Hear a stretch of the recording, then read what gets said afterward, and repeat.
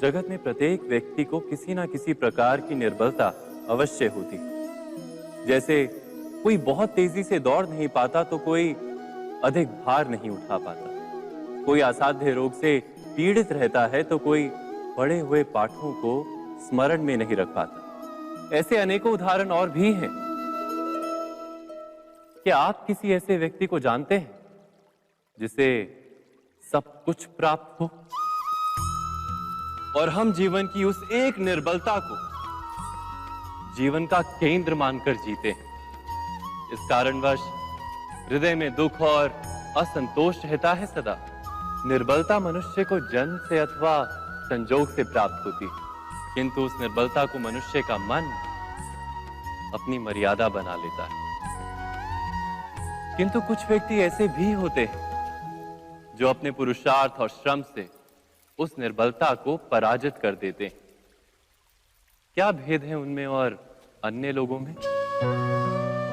क्या आपने कभी विचार किया है? सरल सा उत्तर है इसका। जो व्यक्ति निर्बलता से पराजित नहीं होता, जो पुरुषार्थ करने का साहस रखता है हृदय में, वो निर्बलता को पार कर जाता है। अर्थात निर्बलता अवश्य ईश्वर देता है, किंतु मर्यादा मनुष्य का मन ही निर्मित करता है। स्वयं विचार कीजिए।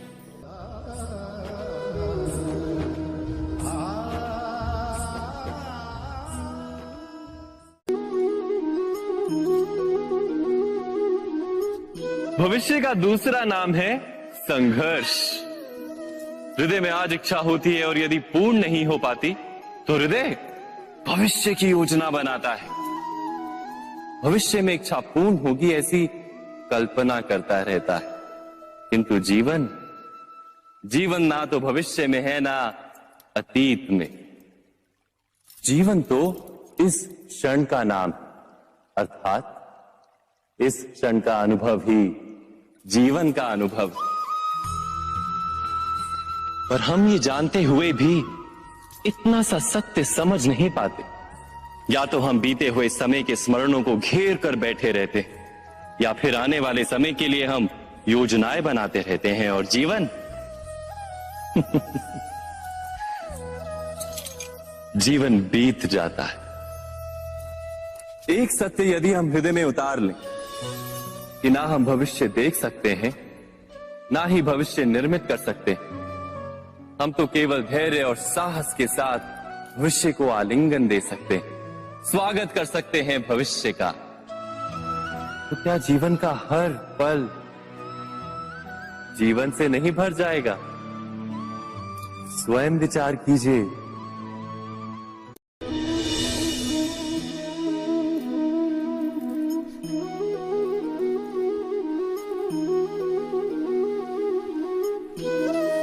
ज्ञान प्राप्ति सदा ही समर्पण से होती है, यह हम सब जानते हैं।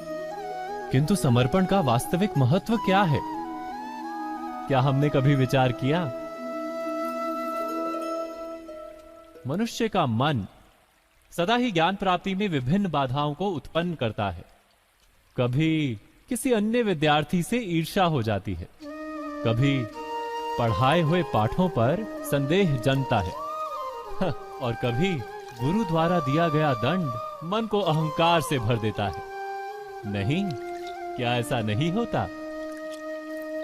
न जाने कैसे कैसे विचार मन को भटकाते हैं और मन की इसी अयोग्य स्थिति के कारण हम ज्ञान प्राप्त नहीं कर पाते। मन की योग्य स्थिति केवल समर्पण से निर्मित होती है। समर्पण मनुष्य के अहंकार का नाश करता है। ईर्ष्या, महत्वाकांक्षा आदि भावनाओं को दूर कर हृदय को शांत करता है और मन को एकाग्र करता है।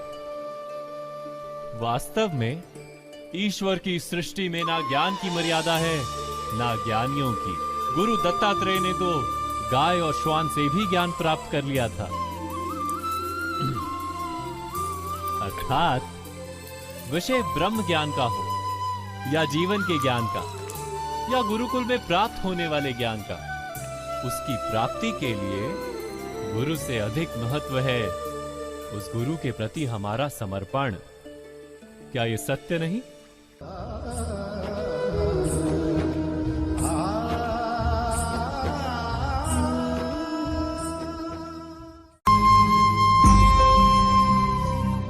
प्रत्येक मनुष्य के जीवन में ऐसा क्षण अवश्य आता है जब सारे स्वप्न, सारी आशाएं, सारे दृश्य ध्वस्त हो जाते हैं। जीवन के सारे आयोजन ही बिखर जाते हैं। एक और धर्म होता है और दूसरी ओर सुख। इसी को धर्म संकट कहते हैं। जब धर्म का वहन ही संकट हो और धर्म का त्याग ही सुख हो। विचार कीजिए, कभी किसी स्वजन के विरुद्ध सत्य बोलने का अवसर प्राप्त हो जाता है, कभी ठीक दरिद्रता के समय सरलता से चोरी करने का मार्ग प्राप्त हो जाता है, कभी किसी शक्तिशाली राजनेता या राजा के कर्मचारी का अधर्म प्रकट हो जाता है। सबके जीवन में ऐसी घटना बनती ही रहती है।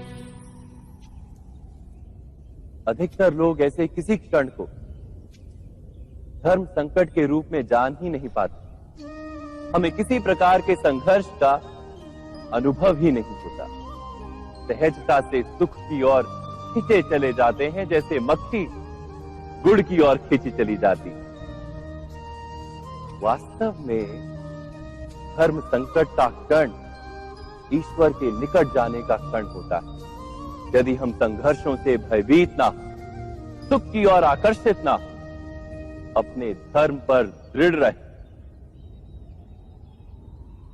तो ईश्वर का साक्षात्कार दूर नहीं।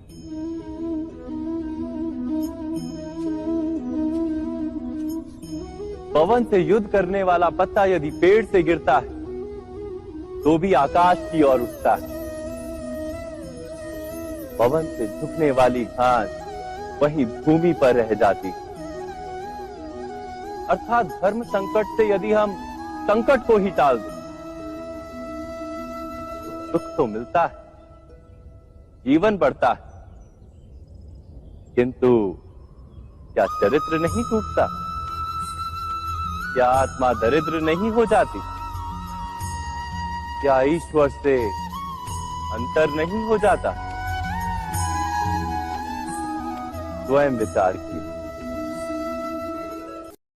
दो व्यक्ति जब निकट आते हैं तो एक दूसरे के लिए सीमाएं और मर्यादाएं निर्मित करने का प्रयत्न अवश्य करते हैं। हम यदि सारे संबंधों पर विचार करें तो देखेंगे कि इन सारे संबंधों का आधार यही सीमाएं हैं जो हम दूसरों के लिए निर्मित करते हैं।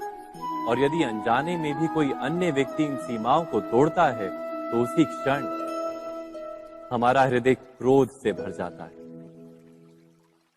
इन सीमाओं का वास्तविक रूप क्या है? क्या हमने कभी विचार किया? सीमाओं के द्वारा हम दूसरे व्यक्ति को निर्णय करने की अनुमति नहीं देते।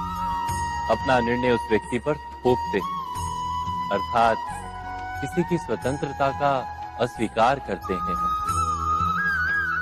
और जब स्वतंत्रता का अस्वीकार किया जाता है तो उसका हृदय दुख से भर जाता है। और जब वो सीमाओं को तोड़ता है तो हमारा हृदय क्रोध से भर जाता है। क्या ऐसा नहीं होता?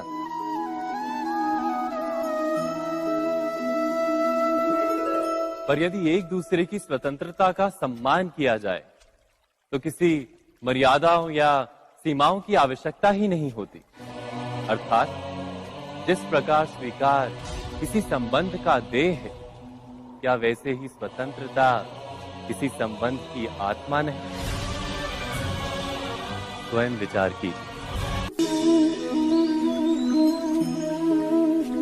सबके जीवन में ऐसा प्रसंग अवश्य आता है कि सत्य कहने का निश्चय होता है हृदय में, किंतु मुख से सत्य निकल नहीं पाता।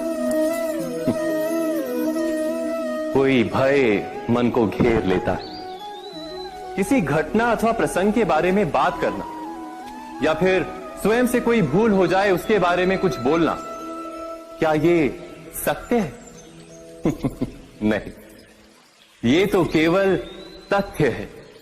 अर्थात जैसा हुआ था वैसा केवल बोल देना सामान्य सी बात है। किंतु कभी कभी उस तथ्य को बोलते हुए भी भय लगता है। कदाचित किसी दूसरे की भावनाओं का विचार आता है मन। दूसरे को दुख होगा ये भय भी शब्दों को रोकता है। तो ये सत्य क्या है? क्या हमने कभी विचार किया है? जब भय रहते हुए भी कोई तथ्य बोलता है तो वो सत्य कहलाता है। वास्तव में सत्य कुछ और नहीं, केवल निर्भयता का दूसरा नाम है। और निर्भय होने का कोई समय नहीं होता, क्योंकि निर्भयता आत्मा का स्वभाव है। अर्थात क्या प्रत्येक क्षण सत्य बोलने का क्षण नहीं होता?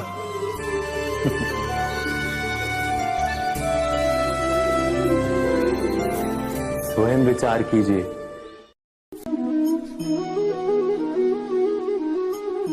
श्रेष्ठता का क्या अर्थ है? श्रेष्ठता का अर्थ है दूसरों से अधिक ज्ञान प्राप्त करना। अर्थात मूल्य इस बात का नहीं कि स्वयं कितना ज्ञान प्राप्त किया, मूल्य इस बात का है कि प्राप्त किया हुआ ज्ञान अन्य लोगों से कितना अधिक है। अर्थात श्रेष्ठता की इच्छा ज्ञान प्राप्ति को भी एक स्पर्धा बना देती है।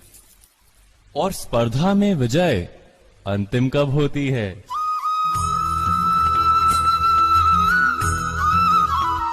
कुछ समय के लिए तो श्रेष्ठ बना जा सकता है, किंतु सदा के लिए कोई श्रेष्ठ नहीं रह पाता। फिर वही असंतोष, पीड़ा और संघर्ष जन्म लेता है। किंतु श्रेष्ठ बनने के बदले यदि उत्तम बनने का प्रयत्न करें तो क्या होगा? उत्तम का अर्थ है कि जितना प्राप्त करने योग्य है वो सब प्राप्त करना, किसी से अधिक पाने की इच्छा से नहीं, मात्र आत्मा की तृप्ति हेतु कुछ प्राप्त करना। उत्तम के मार्ग पर किसी अन्य से स्पर्धा नहीं होती, स्वयं अपने आप से स्पर्धा होती है। अर्थात उत्तम बनने का प्रयत्न करने वाले को देर अबेर सारा ज्ञान प्राप्त हो जाता है। बिना प्रयत्न के ही वो श्रेष्ठ बन जाता है। किंतु जो श्रेष्ठ बनने का प्रयत्न करता है वो श्रेष्ठ बने या ना बने, उत्तम कभी नहीं बन पाता।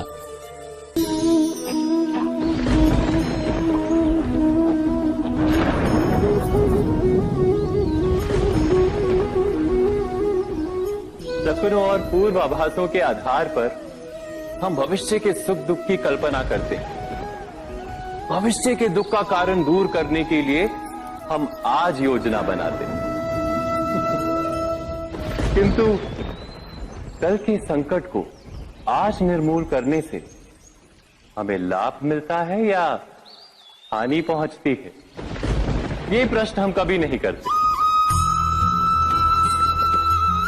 सत्य तो ये है कि संकट और उसका निवारण साथ जनते हैं, व्यक्ति के लिए भी और सृष्टि के लिए भी। नहीं, आप अपने भूतकाल का स्मरण कीजिए, इतिहास को देखिए।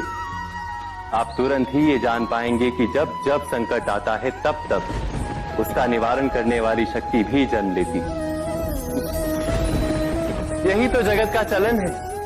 वस्तुतः संकट ही शक्ति के जन्म का कारण है। प्रत्येक व्यक्ति जब संकट से निकलता है तो एक पद आगे बढ़ा होता है, अधिक चमकता है, आत्मविश्वास से अधिक भरा होता है, न केवल अपने लिए अपितु विश्व के लिए भी।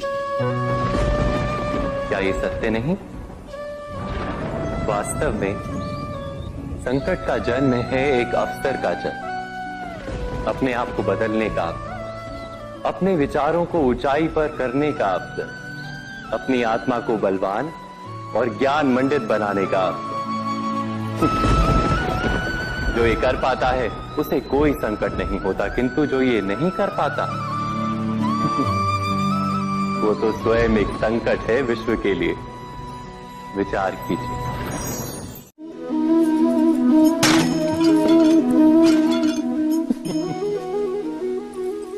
कभी कभी कोई घटना मनुष्य के जीवन की सारी योजनाओं को तोड़ देती और मनुष्य उस आघात को अपने जीवन का केंद्र मान लेता। पर क्या भविष्य मनुष्य की योजनाओं के आधार पर निर्मित होते हैं? नहीं।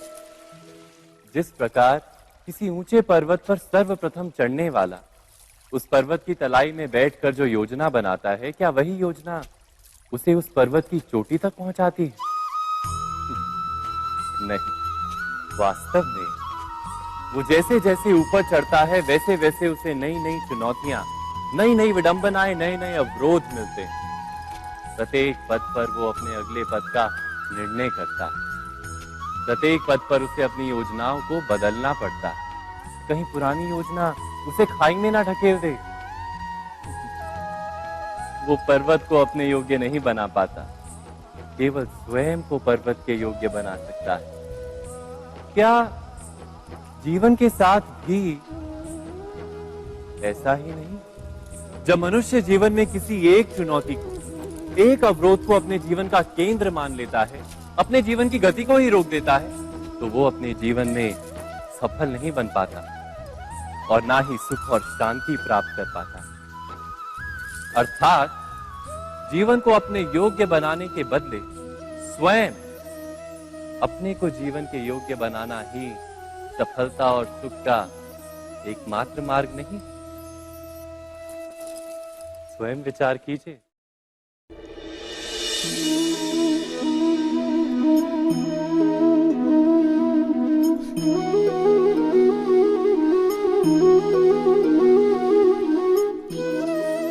जीवन का हर क्षण निर्णय का क्षण होता है। प्रत्येक पद पर दूसरे पद के विषय में कोई निर्णय करना ही पड़ता है और निर्णय अपना प्रभाव छोड़ जाता है। आज किए गए निर्णय भविष्य में सुख अथवा दुख निर्मित करते हैं, ना केवल अपने लिए, अपने परिवार के लिए भी, आने वाली पीढ़ियों के लिए भी। जब कोई दुविधा सामने आती है तो मन व्याकुल हो जाता है, अनिश्चय से भर जाता है। निर्णय का वो क्षण युद्ध बन जाता है और मन बन जाता है युद्ध भूमि। अधिकतर निर्णय हम दुविधा का उपाय करने के लिए नहीं, केवल मन को शांत करने के लिए लेते हैं। पर क्या कोई दौड़ते हुए भोजन कर सकता है? नहीं। तो क्या युद्ध से जूझता हुआ मन कोई योग्य निर्णय ले पाएगा? वास्तव में शांत मन से जब कोई निर्णय करता है तो अपने लिए सुखद भविष्य बनाता है। किंतु अपने मन को शांत करने के लिए जब कोई निर्णय करता है तो वो व्यक्ति भविष्य में अपने लिए कांटों भरा वृक्ष लगाता है। स्वयं विचार कीजिएगा।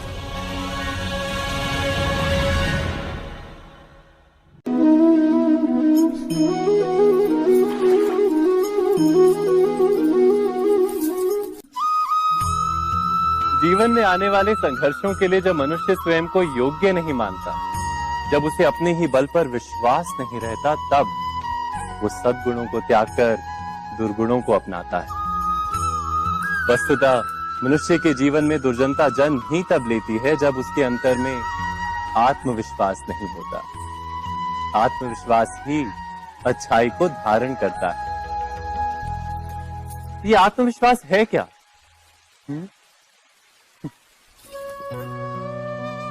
जब मनुष्य ये मानता है कि जीवन का संघर्ष उसे दुर्बल बनाता है, तो उसे अपने ऊपर विश्वास नहीं रहता। वो संघर्ष के पार जाने के बदले संघर्ष से छूटने के उपाय ढूंढने लगता है। किंतु जब वो ये समझता है कि ये संघर्ष उसे अधिक शक्तिशाली बनाते हैं, ठीक जैसे व्यायाम करने से देह की शक्ति बढ़ती, तो प्रत्येक संघर्ष के साथ उसका उत्साह बढ़ता है। अर्थात आत्मविश्वास और कुछ भी नहीं, मन की स्थिति, जीवन को देखने का दृष्टिकोण मात्र है। और जीवन का दृष्टिकोण तो मनुष्य के अपने वश में होता है। स्वयं विचार कीजिए।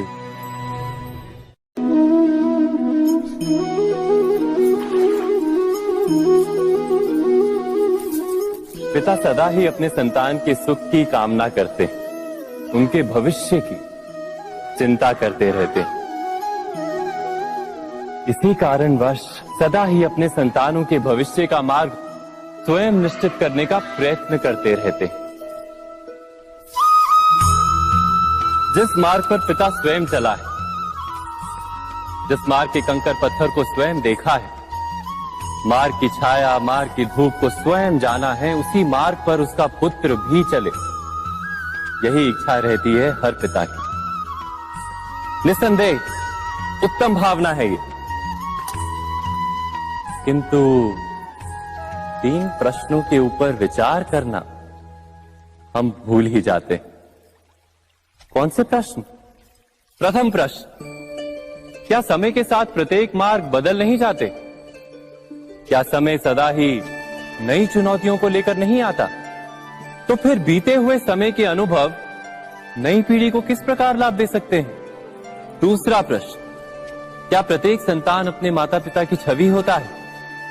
हाँ, संतानों को संस्कार तो अवश्य माता पिता देते हैं, किंतु भीतर की क्षमता तो ईश्वर देते हैं। तो जिस मार्ग पर पिता को सफलता मिली है, विश्वास है कि उसी मार्ग पर उसकी संतानों को भी सफलता और सुख प्राप्त होगा।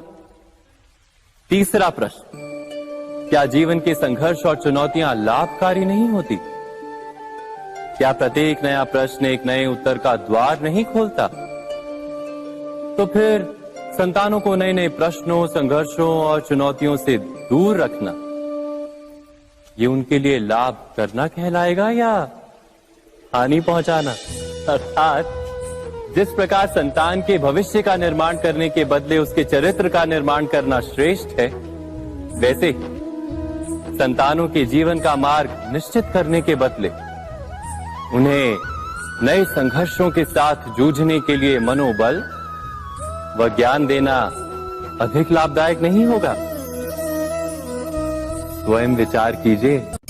मनुष्य की सबसे बड़ी दुर्बलता क्या होती है? सोचिए। धन, प्रेम, अहंकार। मनुष्य की सबसे बड़ी दुर्बलता होती है उसके रहस्य। चाहे आप कितने भी शक्तिशाली क्यों ना हो, कितने भी प्रबल क्यों ना हो, परंतु उसके रहस्य उसके नाश की चाबी होती है। इसलिए यदि प्रबल रहना है, शक्तिशाली रहना है, समर्थ रहना है, तो अपने रहस्य को किसी को भी ना बताएं, ना मित्र को और ना ही शत्रु को, क्योंकि समय पड़ने पर कब कौन शत्रु हो जाए ऐसा कहना संभव नहीं। विभीषण को रावण के अमृत कुंड का ज्ञात था, इसीलिए प्रभु श्री राम रावण का वध करने में सफल हो सके। इसलिए उचित यही है कि आप अपने रहस्य को स्वयं तक ही सीमित रखें। मनुष्य जीवन की परीक्षा में सफल होने के लिए क्या नहीं करता? वो परिश्रम करता है, दौड़ भाग करता है, और ये सब करने के पश्चात भी जब उसका काम नहीं बनता तो वो नकल करता है ना? तनिक लौटिए अपने बचपन में, स्मरण कीजिए अपने बचपन की स्मृतियों का। क्या स्मरण हुआ? विद्यालय में जब आप परीक्षा देने जाते थे तो क्या होता था? आप ना सही, परंतु कोई ना कोई सफलता पाने के लिए नकल करता ही था और उत्तीर्ण भी हो जाता था, है ना? परंतु जीवन की परीक्षा ऐसी नहीं होती। नकल करने वाला सफल नहीं होता। कारण विद्यालय में सबके प्रश्न पत्र एक होते थे, परंतु जीवन के प्रश्न पत्र और उनकी कठिनाई सबके लिए भिन्न होती, तो निश्चित रूप से उनके उत्तर भी भिन्न होंगे ना। इसलिए यदि आपको जीवन में सफलता पानी है तो नकल ना कीजिए, स्वयं के प्रश्नों का उत्तर स्वयं ढूंढिए और सफलता आपकी ही होगी। मनुष्य का जीवन हार और जीत, विजय और पराजय, सफलता और असफलता के मध्य झूलता रहता है। आपके साथ भी ऐसा होता होगा, है ना? जब आप सफल होते हैं, किसी चुनौती पर विजय पाते हैं, तो मन प्रसन्नता से आनंद के उपवन में झूमने लगता है। और जब आप असफल होते हैं, तब मन दुख और पीड़ा के सागर में डूबने लगता है। परंतु वास्तव में सफलता और असफलता है क्या? तनिक ध्यान से सोचिए। ये केवल हमारी मनोस्थिति मात्र है। हमारी पराजय तब नहीं होती जब हमारा शत्रु विजय प्राप्त कर ले। हमारी पराजय तब होती है जब हम पराजय स्वीकार कर लें। हम असफल तब नहीं होते जब हम लक्ष्य ना पा सके। हम असफल तब होते हैं जब हम प्रयास करना बंद कर दें। इसलिए प्रयास करते रहें और हार ना माने, क्योंकि जिस दिन आप हार स्वीकारना बंद कर देंगे, जीत आपके चरणों में होगी।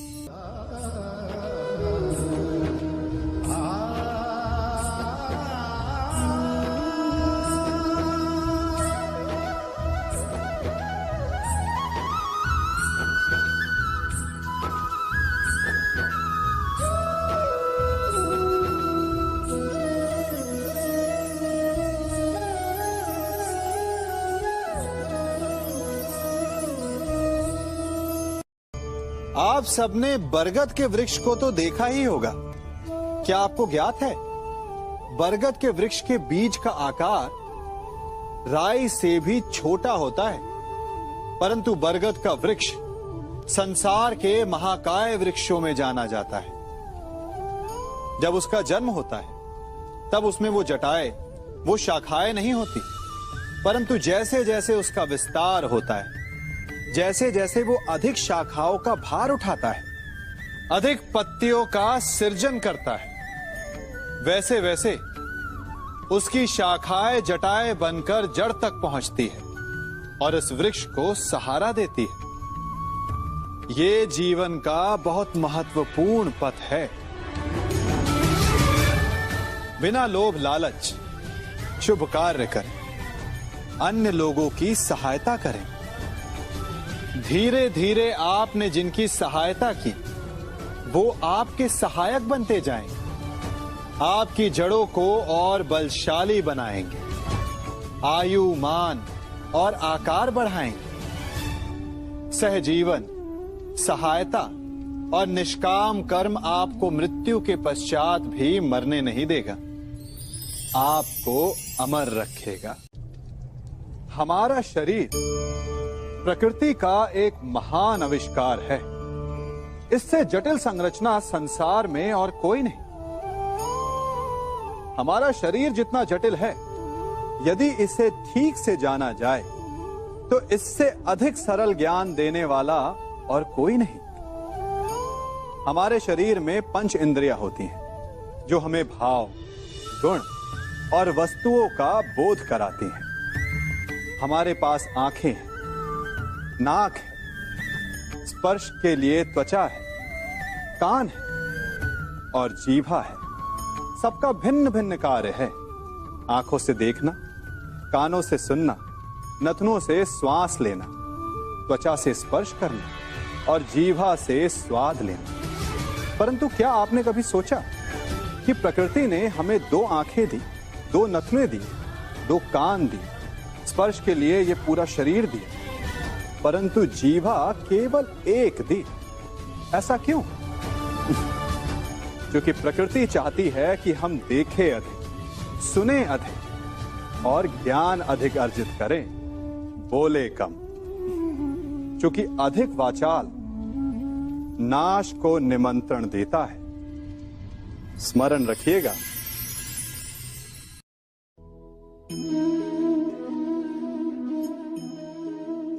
ये सदा यही कहते आए कि यदि आगे बढ़ना है तो अपनों का साथ दो। सत्य कहते हैं, अपनों का साथ देना ही चाहिए। परंतु साथ देने से पूर्व ये अवश्य पहचान लेना चाहिए कि अपने हैं कौन। क्या अपने वही होते हैं जिनके साथ हमारा रक्त संबंध होता है, या अपने मित्र? अपने वो होते हैं जो हमें सद्कार्य के लिए प्रेरित करें, हमें आगे बढ़ाएं, हमारा साथ दें।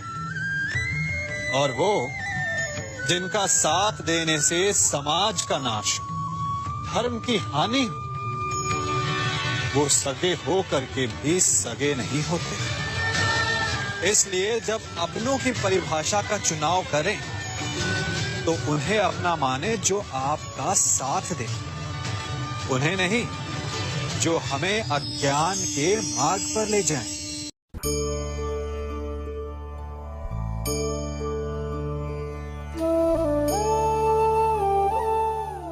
आप जिनसे प्रेम करते हैं सदा उनके समीप रहना चाहते हैं, नहीं चाहते कि कभी अपनों से दूर होना पड़े, बिछड़ना पड़े। परंतु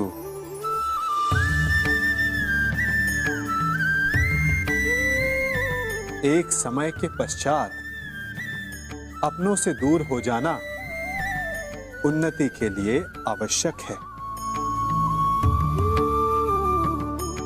आप माता पिता हैं ना?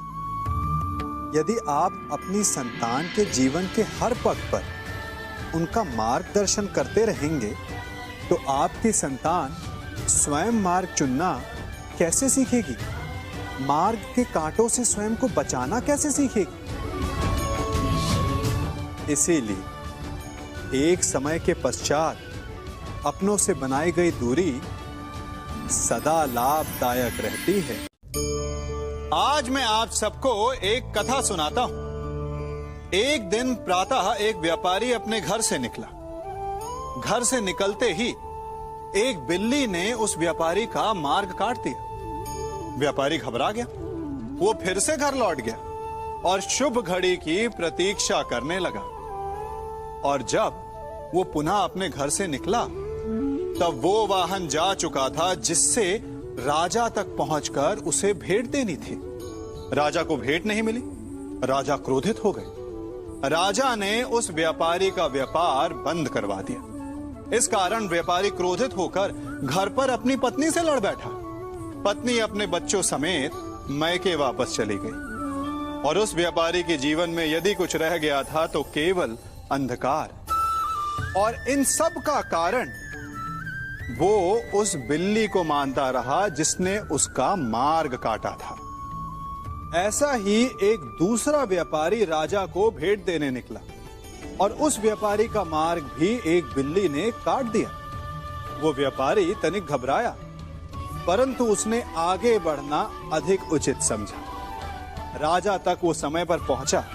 उसने राजा को भेंट दी। राजा प्रसन्न हुए और राजा ने व्यापारी को अपना व्यापार बढ़ाने की अनुमति दी, स्वर्ण आभूषण दी।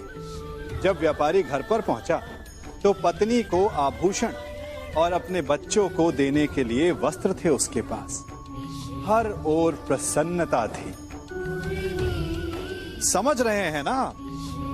दोनों के साथ एक ही प्रकार की घटना हुई, परंतु दोनों की प्रतिक्रिया भिन्न थी। ऐसा ही हमारा जीवन भी है। हमारे जीवन में प्रारब्ध का अपना स्थान है, परंतु उससे कई अधिक महत्वपूर्ण हमारी प्रतिक्रिया, हमारे सोच का प्रभाव है। क्योंकि यही हमारे जीवन को आकार देते हैं। इसलिए अपनी सोच को सकारात्मक रखिए।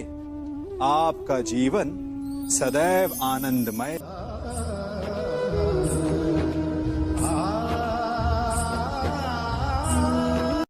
हम सभी अपने जीवन में कोई ना कोई कार्य करते हैं। कार्य करते हैं तो थकान की अनुभूति होती है और यदि थकान ना उतरे तो कार्य करने का मन नहीं करता।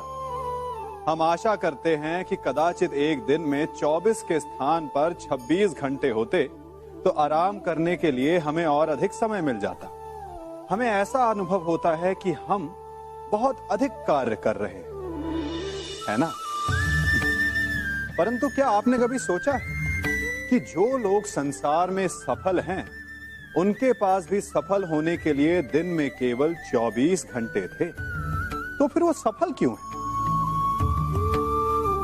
इसका एक छोटा सा रहस्य है। वो कार्य चुनते हैं जो उन्हें प्रिय है, जिसे करने में उन्हें आनंद आता है। उन्हें लगता ही नहीं कि वो कार्य कर रहे हैं, उन्हें लगता है कि वो प्रतिपल आनंद मना रहे हैं। और जब आप आनंद मनाते हैं तो थकान कैसी? इसलिए यदि आप जीवन में कोई भी कार्य करें तो वो आपके मन को भाना चाहिए, या जो कार्य आप कर रहे हैं उसे अपने मन को भा देने दो। सफलता आपको मिलेगी। कभी सोचा है हमारा जीवन भी उस रेत की घड़ी की भांति है?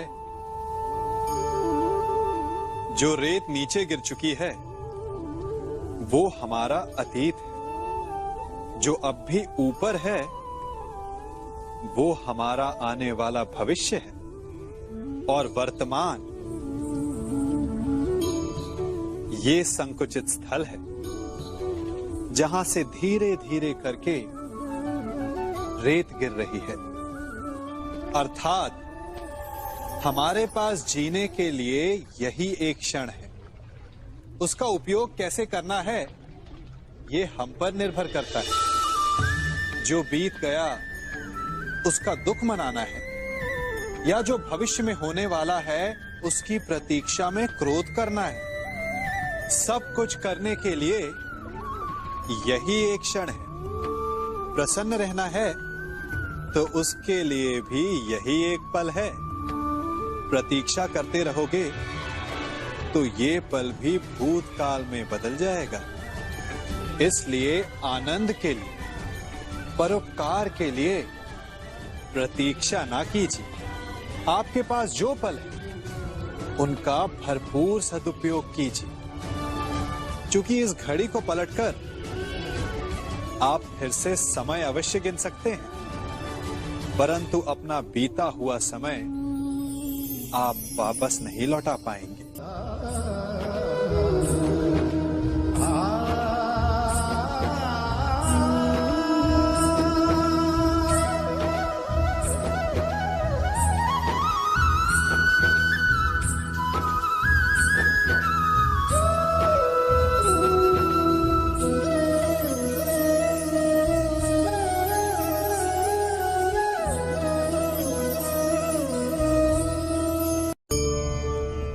मनुष्य भी बड़ा विचित्र प्राणी है। अपनों से नीचे के स्तर के लोगों को वो हे दृष्टि से देखता है, उनका उपहास उड़ाता है, उनसे बार बार कहता है कि तुम्हारा कुछ नहीं हो सकता, तुम भविष्य में कुछ नहीं कर पाओगे। जब मनुष्य के पास धन, संपत्ति, मान होता है तो वो दूसरों का आदर नहीं करता, परंतु वो एक बात भूल जाता है कि उससे भी अधिक शक्तिशाली कोई अस्तित्व में है, और वो है समय। काल। काल अपना चक्र कब बदलेगा ये कोई नहीं जानता। समय अपनी करवट कब लेगा ये कोई नहीं जानता। कोयला भी समय के साथ साथ हीरे में परिवर्तित हो जाता है। इसलिए जीवन में कभी भी किसी का भी उपहास नहीं उड़ाना चाहिए।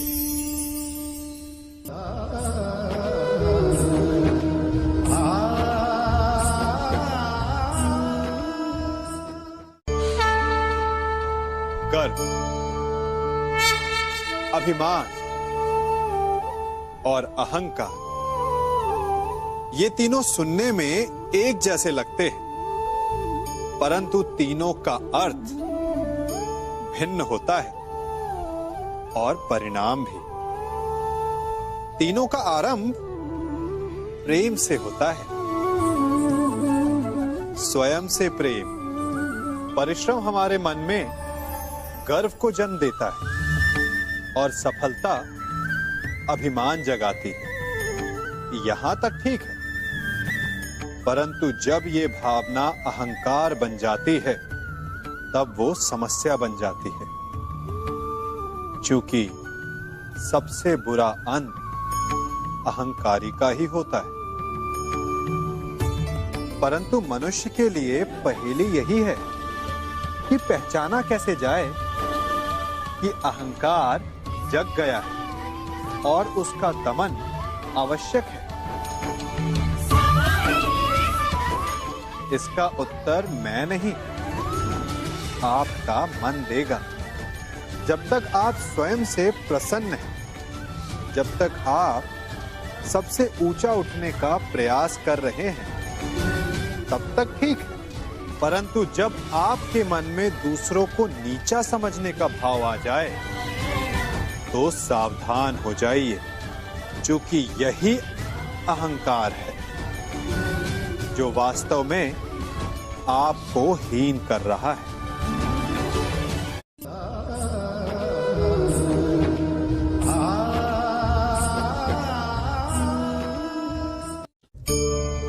आज मैं आप सबको एक कहानी सुनाता हूं। एक दिन गोकुल में दो व्यापारी आए। एक व्यापारी शहद का था, बड़ा मीठा शहद था उसका, परंतु वो गोकुल में टिक नहीं पाया। उसके व्यापार ने घाटा खाया और शीघ्र ही वो गोकुल छोड़कर चला गया। और दूसरा व्यापारी मिर्च का था। पहले दिन वो एक पोटली लाया और दूसरे ही दिन वो पूरी बैलगाड़ी भर कर लाया और धीरे धीरे पूरी मथुरा में उसकी धाक जम गई। मुझे बड़ा आश्चर्य हुआ, तो मैंने बाबा से पूछा कि ऐसा क्यों कि एक मीठे शहद का व्यापारी कंगाल हो गया और एक मिर्च का व्यापारी धीरे धीरे नगर सेठ बन गया। बाबा मुस्कुराए और उन्होंने कहा कि मीठी बोली बोलने वाले की तीखी मिर्च भी बिक जाती है और जो कड़वी बोली बोलता है उसका मीठा शहद भी नहीं बिकता। वाह, कितने उत्तम विचार हैं उनके, और उचित ही है। मनुष्य अपने जीवन में सदैव अपने वचनों से उठता है और अपने वचनों से ही गिरता है। इसलिए अपने जीवन में सदैव मीठी बोली बोलने का प्रयास कीजिए, आपका जीवन सरल हो जाएगा। मनुष्य की सबसे बड़ी दुर्बलता क्या होती है? सोचिए। धन, प्रेम, अहंकार। मनुष्य की सबसे बड़ी दुर्बलता होती है उसके रहस्य। चाहे आप कितने भी शक्तिशाली क्यों ना हो, कितने भी प्रबल क्यों ना हो, परंतु उसके रहस्य उसके नाश की चाबी होती है। इसलिए यदि प्रबल रहना है, शक्तिशाली रहना है, समर्थ रहना है, तो अपने रहस्य को किसी को भी ना बताएं, ना मित्र को और ना ही शत्रु को, क्योंकि समय पड़ने पर कब कौन शत्रु हो जाए ऐसा कहना संभव नहीं। विभीषण को रावण के अमृत कुंड का ज्ञात था, इसीलिए प्रभु श्री राम रावण का वध करने में सफल हो सके। इसलिए उचित यही है कि आप अपने रहस्य को स्वयं तक ही सीमित रखें।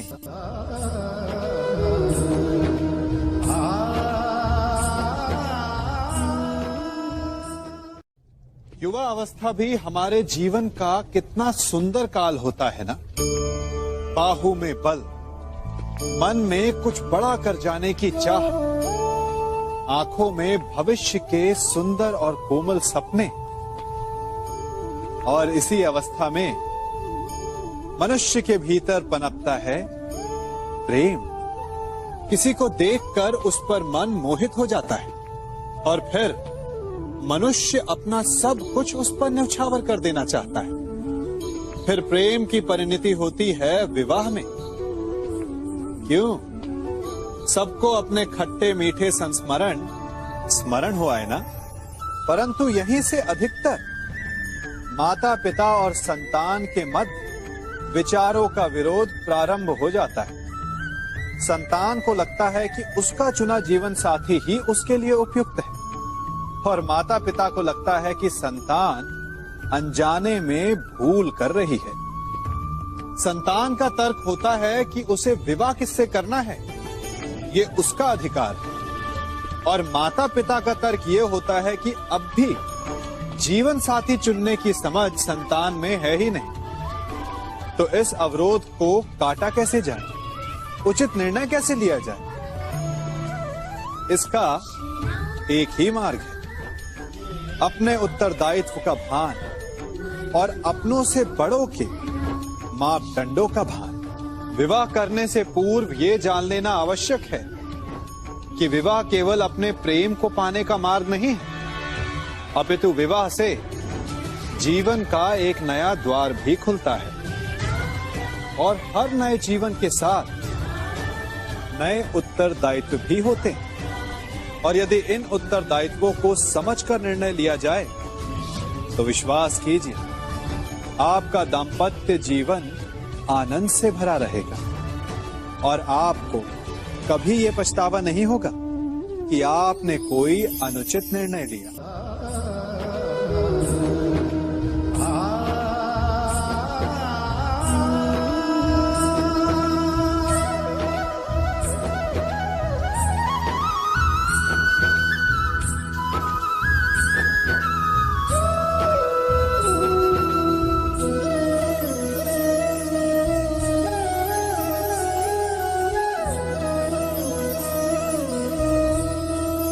जब सागर का जल वाष्प बनकर उड़ता है तब वो हमें दिखाई नहीं देता। मेघ उस जल को अपने भीतर छिपा लेते हैं, लंबी यात्रा करते हैं, प्रयास करते हैं कि वो जल सदा उनके भीतर छिपा रहे, परंतु जब वायु का वेग उन्हें उड़ाकर किसी पर्वत से ले जाकर के टकरा देता है तब उन मेघों को बरसना ही पड़ता है, क्योंकि यही नियति है, यही प्रकृति है। क्योंकि जल को सागर में जाकर मिलना ही है। ठीक ऐसा ही हमारे साथ भी होता है। हम सत्य अपने मन के मेघों में चाहे जितना छिपाने का प्रयास कर लें, परंतु समय की आंधी उसे वास्तविकता के पर्वत से ले जाकर के टकराकर हमारे समक्ष ले ही आती है। जिस भय के कारण आप सत्य को सामने नहीं लेकर आना चाहते, एक दिन वही भय हमारे समक्ष आकर खड़ा हो जाता है और फिर हम लाचार हो जाते हैं, क्योंकि हमने उस भय का सामना करने की तैयारी नहीं की होती। इसलिए सत्य से भागे नहीं, उसे छिपाए भी नहीं, उसे स्वीकार करें।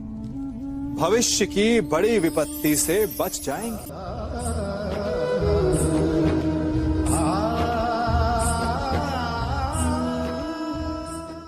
कभी कभी आप सबके जीवन में एक ऐसी विचित्र समस्या अवश्य आती है कि शक्तिशाली के समक्ष मौन हो जाओ। उस शक्तिशाली से विवाद करने से बचने के लिए आप मौन रह जाते। मानता हूं, ऐसा करने से आप एक विवाद से बच जाते, एक संघर्ष से बच जाते, परंतु ऐसा बचाव एक बड़े संघर्ष को जन्म दे देता है। कैसे?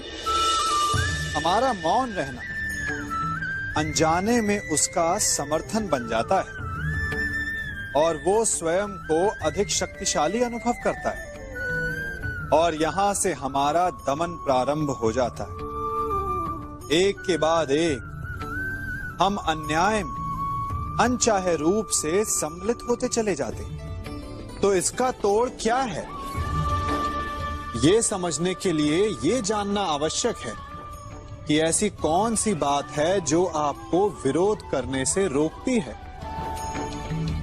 ये सामने वाले की शक्ति नहीं जो आपको रोकती है, ये आपके भीतर छिपा भय है जो आपको रोकता है। हाँ, कभी कभी भय आपकी सुरक्षा अवश्य कर सकता है, परंतु साथ साथ ये भी जानना आवश्यक है कि ये भय ही है जो आपको मौन भी रखता है। इसलिए अपने मन से भय को निकालिए और खुलकर अनीति का, अन्याय का विरोध कीजिए और फिर देखिएगा आपका मन कितना मुक्त, कितना हल्का अनुभव करेगा।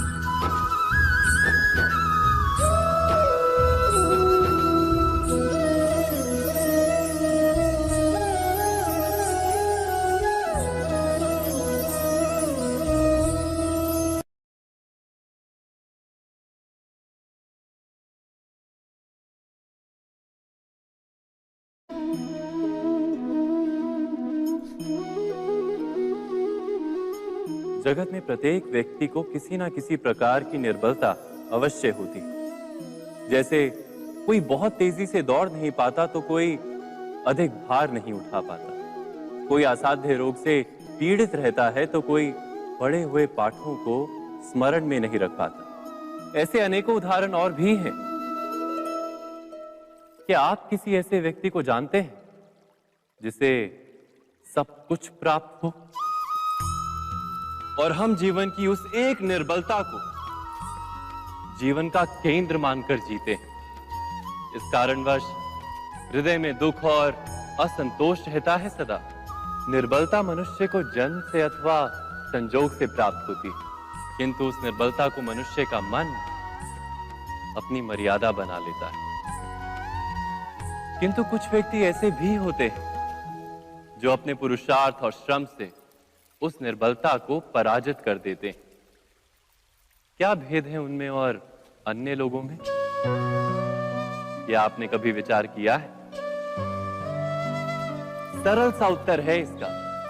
जो व्यक्ति निर्बलता से पराजित नहीं होता, जो पुरुषार्थ करने का साहस रखता है हृदय में, वो निर्बलता को पार कर जाता है। अर्थात निर्बलता अवश्य ईश्वर देता है, किंतु मर्यादा मनुष्य का मन ही निर्मित करता है। स्वयं विचार कीजिए।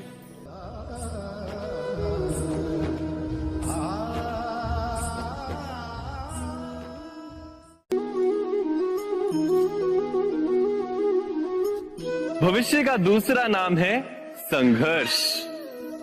हृदय में आज इच्छा होती है और यदि पूर्ण नहीं हो पाती तो हृदय भविष्य की योजना बनाता है। भविष्य में इच्छा पूर्ण होगी ऐसी कल्पना करता रहता है, किंतु जीवन ना तो भविष्य में है ना अतीत में।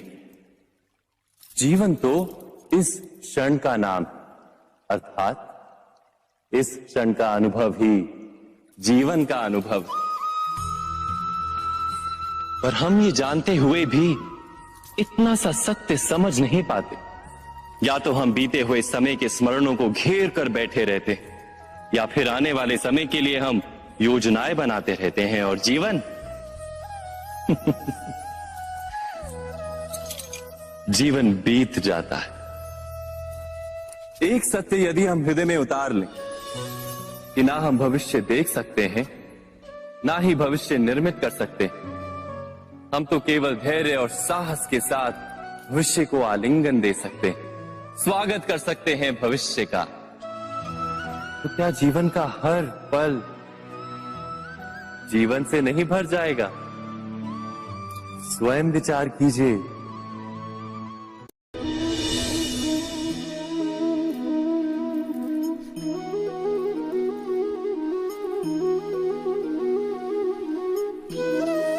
ज्ञान प्राप्ति सदा ही समर्पण से होती है, यह हम सब जानते हैं। किंतु समर्पण का वास्तविक महत्व क्या है?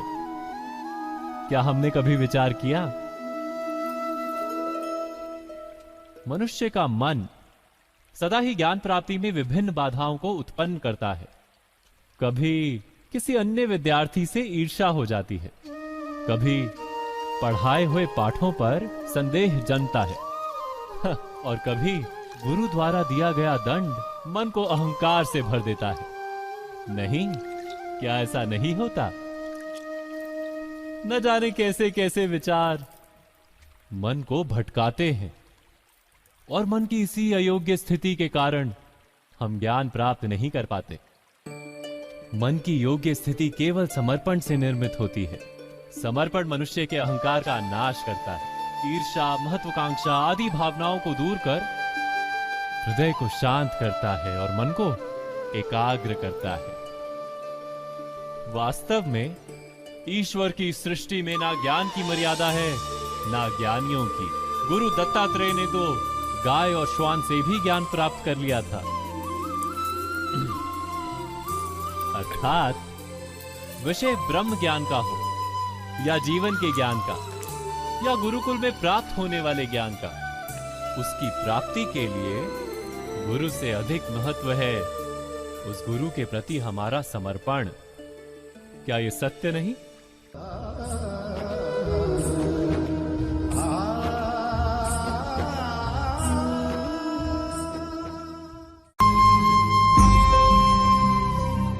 प्रत्येक मनुष्य के जीवन में ऐसा क्षण अवश्य आता है जब सारे स्वप्न, सारी आशाएं, सारे दृश्य ध्वस्त हो जाते हैं। जीवन के सारे आयोजन ही बिखर जाते हैं। एक और धर्म होता है और दूसरी ओर सुख। इसी को धर्म संकट कहते हैं। जब धर्म का वहन ही संकट हो और धर्म का त्याग ही सुख हो। विचार कीजिए, कभी किसी स्वजन के विरुद्ध सत्य बोलने का अवसर प्राप्त हो जाता है, कभी ठीक दरिद्रता के समय सरलता से चोरी करने का मार्ग प्राप्त हो जाता है, कभी किसी शक्तिशाली राजनेता या राजा के कर्मचारी का अधर्म प्रकट हो जाता है। सबके जीवन में ऐसी घटना बनती ही रहती है। अधिकतर लोग ऐसे किसी क्षण को धर्म संकट के रूप में जान ही नहीं पाते। हमें किसी प्रकार के संघर्ष का अनुभव ही नहीं होता। सहजता से सुख की ओर खींचे चले जाते हैं, जैसे मक्खी गुड़ की ओर खींची चली जाती। वास्तव में धर्म संकट का क्षण ईश्वर के निकट जाने का क्षण होता है। यदि हम संघर्षों से भयभीत ना हो, सुख की ओर आकर्षित ना हो, अपने धर्म पर दृढ़ रहे, तो ईश्वर का साक्षात्कार दूर नहीं।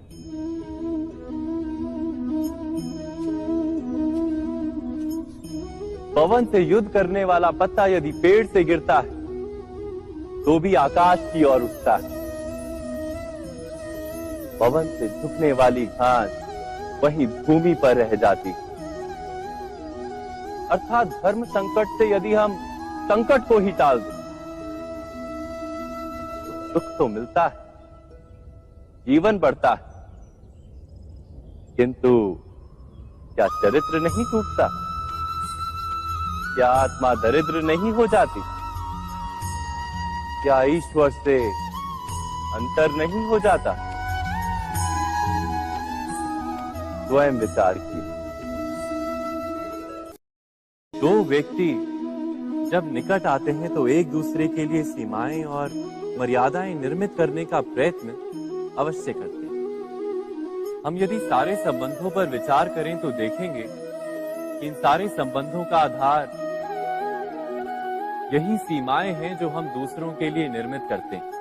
और यदि अनजाने में भी कोई अन्य व्यक्ति इन सीमाओं को तोड़ता है तो उसी क्षण हमारा हृदय क्रोध से भर जाता है। इन सीमाओं का वास्तविक रूप क्या है? क्या हमने कभी विचार किया? सीमाओं के द्वारा हम दूसरे व्यक्ति को निर्णय करने की अनुमति नहीं देते, अपना निर्णय उस व्यक्ति पर थोपते, अर्थात किसी की स्वतंत्रता का अस्वीकार करते हैं। और जब स्वतंत्रता का अस्वीकार किया जाता है तो उसका हृदय दुख से भर जाता है। और जब वो सीमाओं को तोड़ता है तो हमारा हृदय क्रोध से भर जाता है। क्या ऐसा नहीं होता?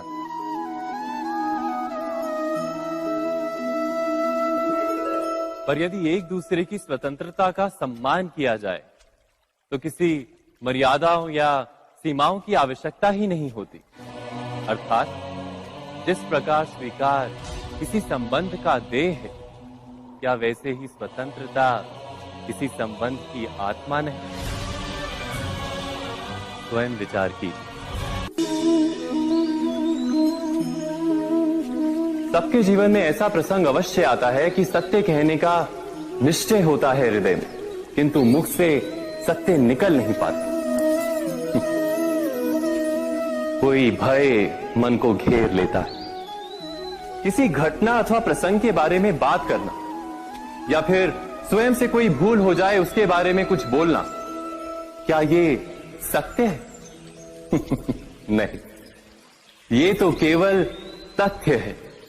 अर्थात जैसा हुआ था वैसा केवल बोल देना सामान्य सी बात है। किंतु कभी कभी उस तथ्य को बोलते हुए भी भय लगता है। कदाचित किसी दूसरे की भावनाओं का विचार आता है मन, दूसरे को दुख होगा ये भय भी शब्दों को रोकता है।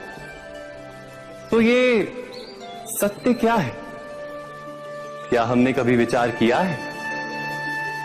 जब भय रहते हुए भी कोई तथ्य बोलता है तो वो सत्य कहलाता है।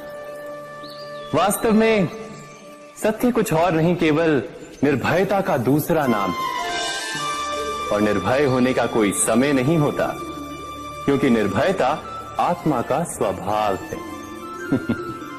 अर्थात क्या प्रत्येक क्षण सत्य बोलने का क्षण नहीं होता?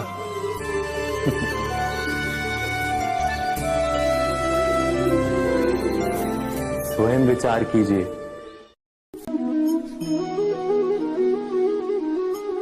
श्रेष्ठता का क्या अर्थ है? श्रेष्ठता का अर्थ है दूसरों से अधिक ज्ञान प्राप्त करना। अर्थात मूल्य इस बात का नहीं कि स्वयं कितना ज्ञान प्राप्त किया, मूल्य इस बात का है कि प्राप्त किया हुआ ज्ञान अन्य लोगों से कितना अधिक है। अर्थात श्रेष्ठता की इच्छा ज्ञान प्राप्ति को भी एक स्पर्धा बना देती है। और स्पर्धा में विजय अंतिम कब होती है?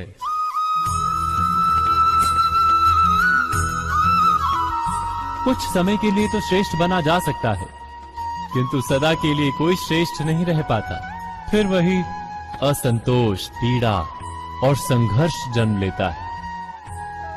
किंतु श्रेष्ठ बनने के बदले यदि उत्तम बनने का प्रयत्न करें तो क्या होगा? उत्तम का अर्थ है कि जितना प्राप्त करने योग्य है वो सब प्राप्त करना, किसी से अधिक पाने की इच्छा से नहीं, मात्र आत्मा की तृप्ति हेतु कुछ प्राप्त करना। उत्तम के मार्ग पर किसी अन्य से स्पर्धा नहीं होती, स्वयं अपने आप से स्पर्धा होती है। अर्थात उत्तम बनने का प्रयत्न करने वाले को देर अबेर सारा ज्ञान प्राप्त हो जाता है, बिना प्रयत्न के ही वो श्रेष्ठ बन जाता है। किंतु जो श्रेष्ठ बनने का प्रयत्न करता है वो श्रेष्ठ बने या ना बने, उत्तम कभी नहीं बन पाता।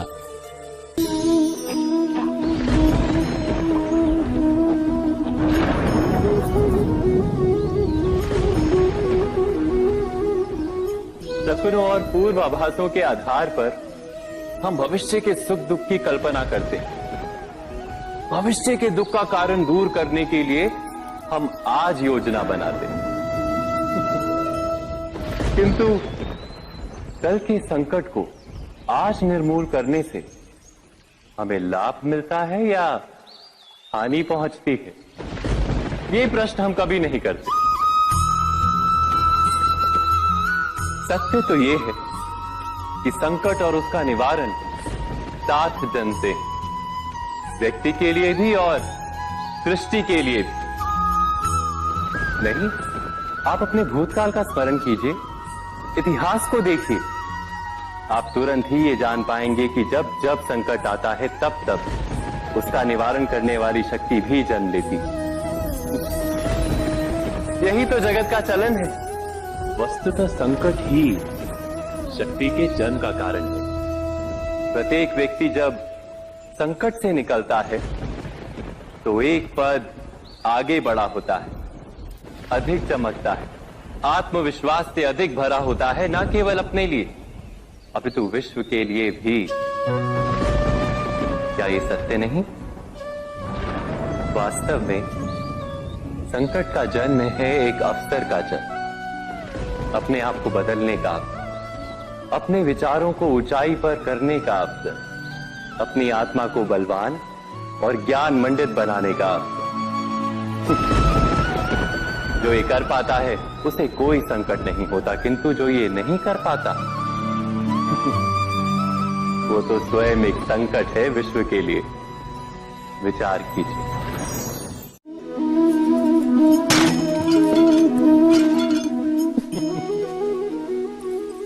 कभी कभी कोई घटना मनुष्य के जीवन की सारी योजनाओं को तोड़ देती और मनुष्य उस आघात को अपने जीवन का केंद्र मान लेता। पर क्या भविष्य मनुष्य की योजनाओं के आधार पर निर्मित होते हैं? नहीं। जिस प्रकार किसी ऊंचे पर्वत पर सर्वप्रथम चढ़ने वाला उस पर्वत की तलाई में बैठकर जो योजना बनाता है, क्या वही योजना उसे उस पर्वत की चोटी तक पहुंचाती है?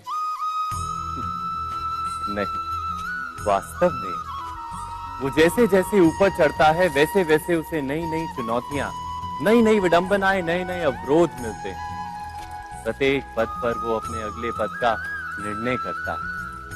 प्रत्येक पद पर उसे अपनी योजनाओं को बदलना पड़ता है। कहीं पुरानी योजना उसे खाई में ना ढकेल दे। वो पर्वत को अपने योग्य नहीं बना पाता, केवल स्वयं को पर्वत के योग्य बना सकता है। क्या जीवन के साथ भी ऐसा ही नहीं? जब मनुष्य जीवन में किसी एक चुनौती को, एक अवरोध को अपने जीवन का केंद्र मान लेता है, अपने जीवन की गति को ही रोक देता है, तो वो अपने जीवन में सफल नहीं बन पाता और ना ही सुख और शांति प्राप्त कर पाता। अर्थात जीवन को अपने योग्य बनाने के बदले स्वयं अपने को जीवन के योग्य बनाना ही सफलता और सुख का एकमात्र मार्ग नहीं। स्वयं विचार कीजिए।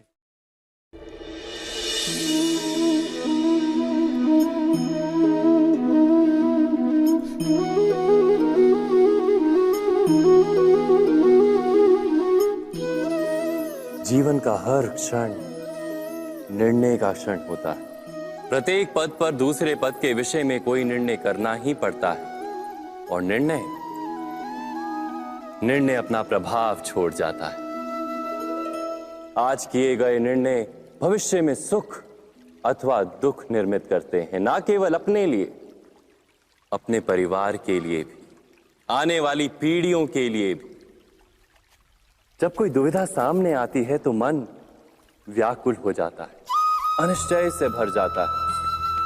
निर्णय का वो क्षण युद्ध बन जाता है और मन बन जाता है युद्ध भूमि। अधिकतर निर्णय हम दुविधा का उपाय करने के लिए नहीं, केवल मन को शांत करने के लिए लेते हैं। पर क्या कोई दौड़ते हुए भोजन कर सकता है? नहीं। तो क्या युद्ध से जूझता हुआ मन कोई योग्य निर्णय ले पाएगा? वास्तव में शांत मन से जब कोई निर्णय करता है तो अपने लिए सुखद भविष्य बनाता है, किंतु अपने मन को शांत करने के लिए जब कोई निर्णय करता है तो वो व्यक्ति भविष्य में अपने लिए कांटों भरा वृक्ष लगाता है। स्वयं विचार कीजिएगा।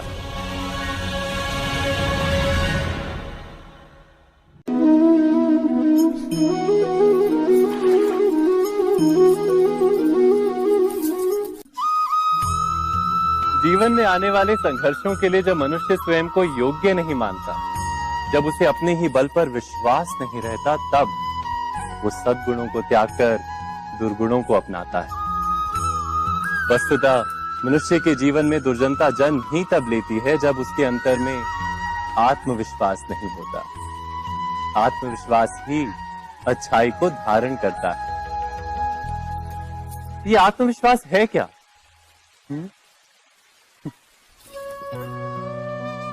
जब मनुष्य ये मानता है कि जीवन का संघर्ष उसे दुर्बल बनाता है, तो उसे अपने ऊपर विश्वास नहीं रहता।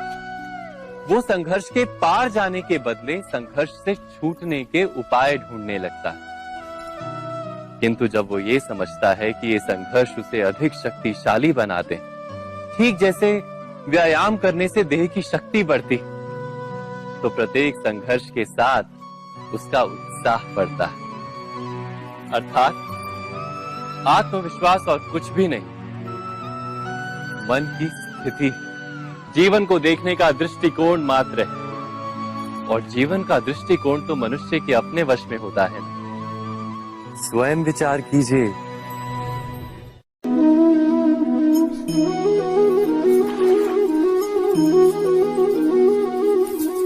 पिता सदा ही अपने संतान के सुख की कामना करते हैं, उनके भविष्य की चिंता करते रहते हैं। इसी कारणवश सदा ही अपने संतानों के भविष्य का मार्ग स्वयं निश्चित करने का प्रयत्न करते रहते हैं। जिस मार्ग पर पिता स्वयं चला है, जिस मार्ग के कंकर पत्थर को स्वयं देखा है, मार्ग की छाया, मार्ग की धूप को स्वयं जाना है, उसी मार्ग पर उसका पुत्र भी चले, यही इच्छा रहती है हर पिता की। निस्संदेह उत्तम भावना है ये।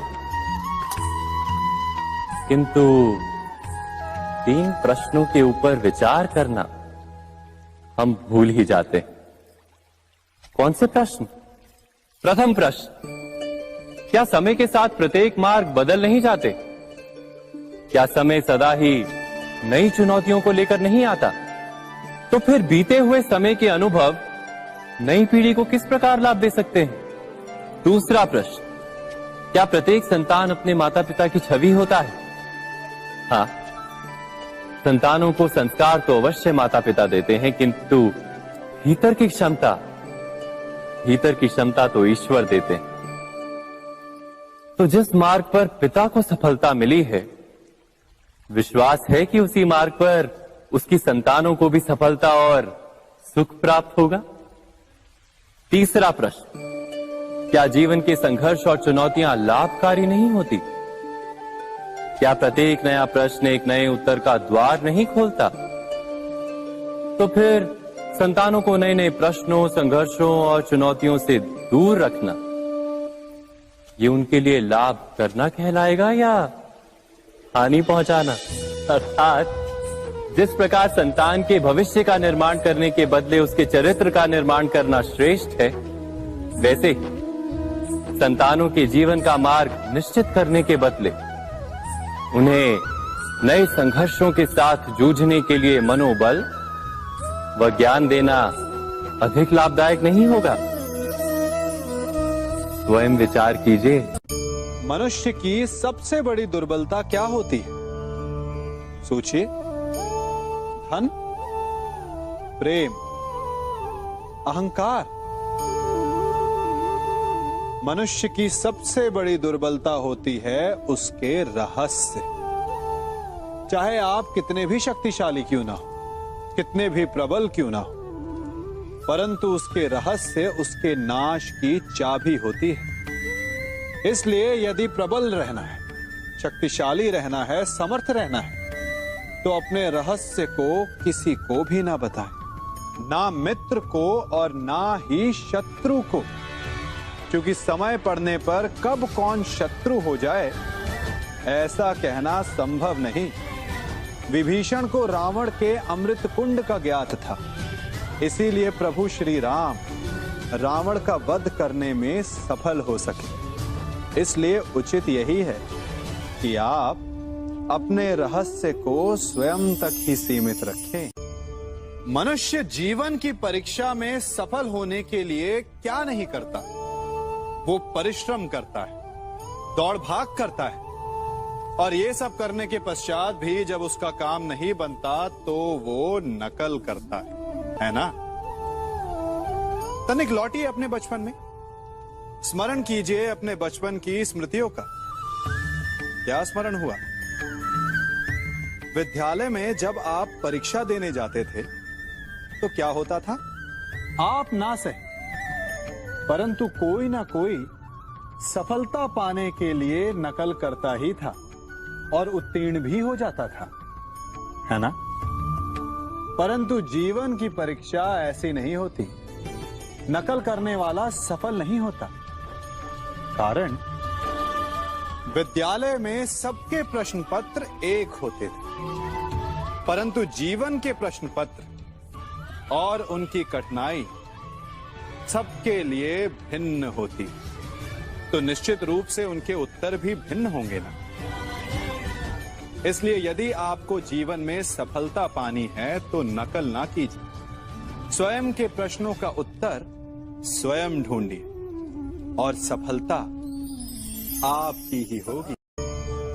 मनुष्य का जीवन हार और जीत, विजय और पराजय, सफलता और असफलता के मध्य झूलता रहता है। आपके साथ भी ऐसा होता होगा, है ना?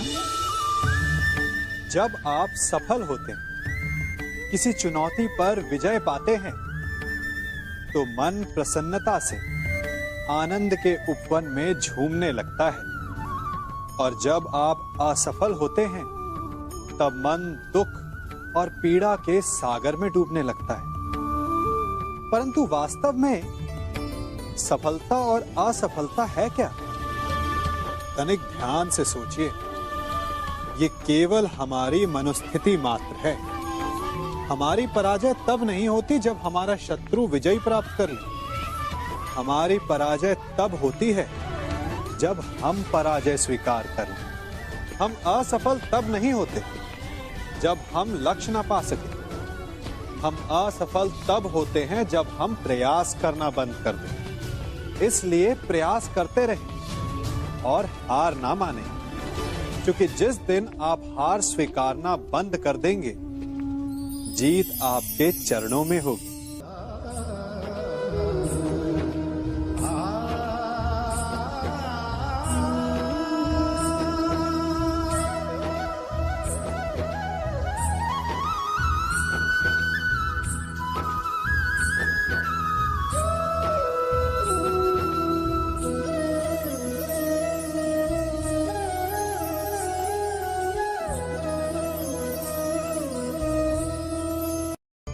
आप सबने बरगद के वृक्ष को तो देखा ही होगा।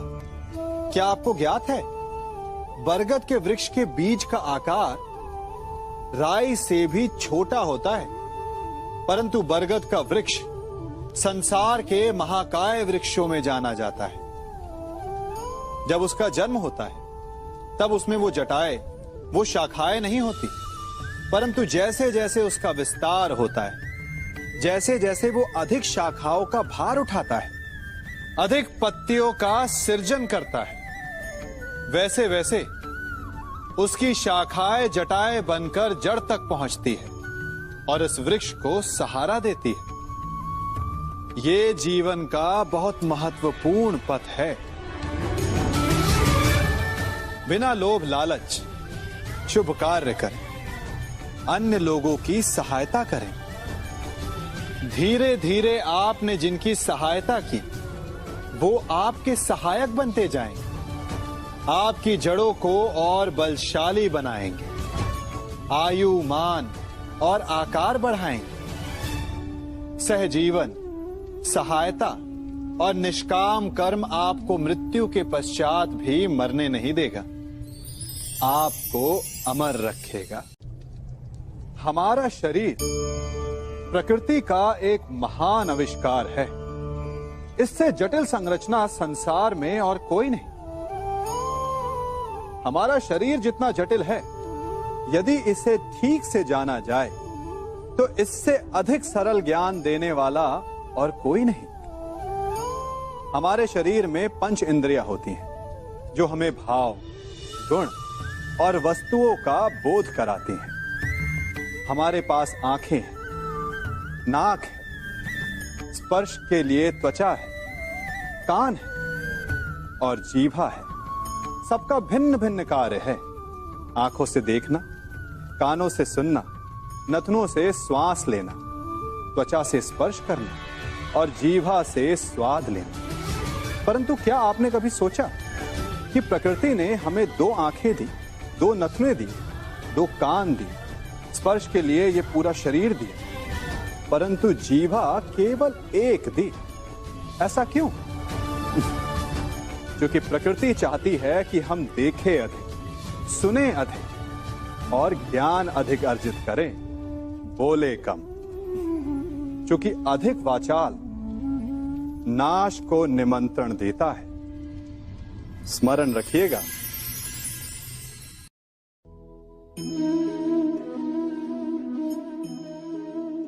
ये सदा यही कहते आए कि यदि आगे बढ़ना है तो अपनों का साथ दो।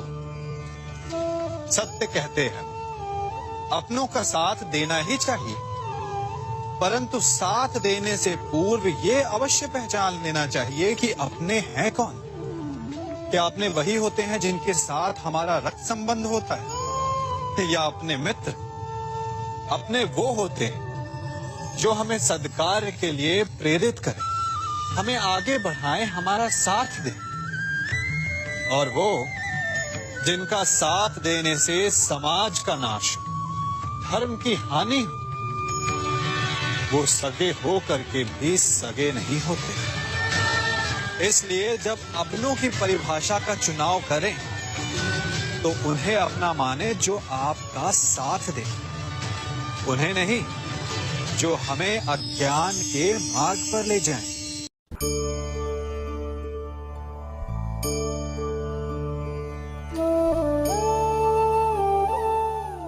आप जिनसे प्रेम करते हैं सदा उनके समीप रहना चाहते हैं, नहीं चाहते कि कभी अपनों से दूर होना पड़े, बिछड़ना पड़े।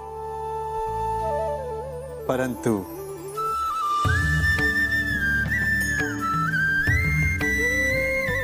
एक समय के पश्चात अपनों से दूर हो जाना उन्नति के लिए आवश्यक है। आप माता पिता हैं ना?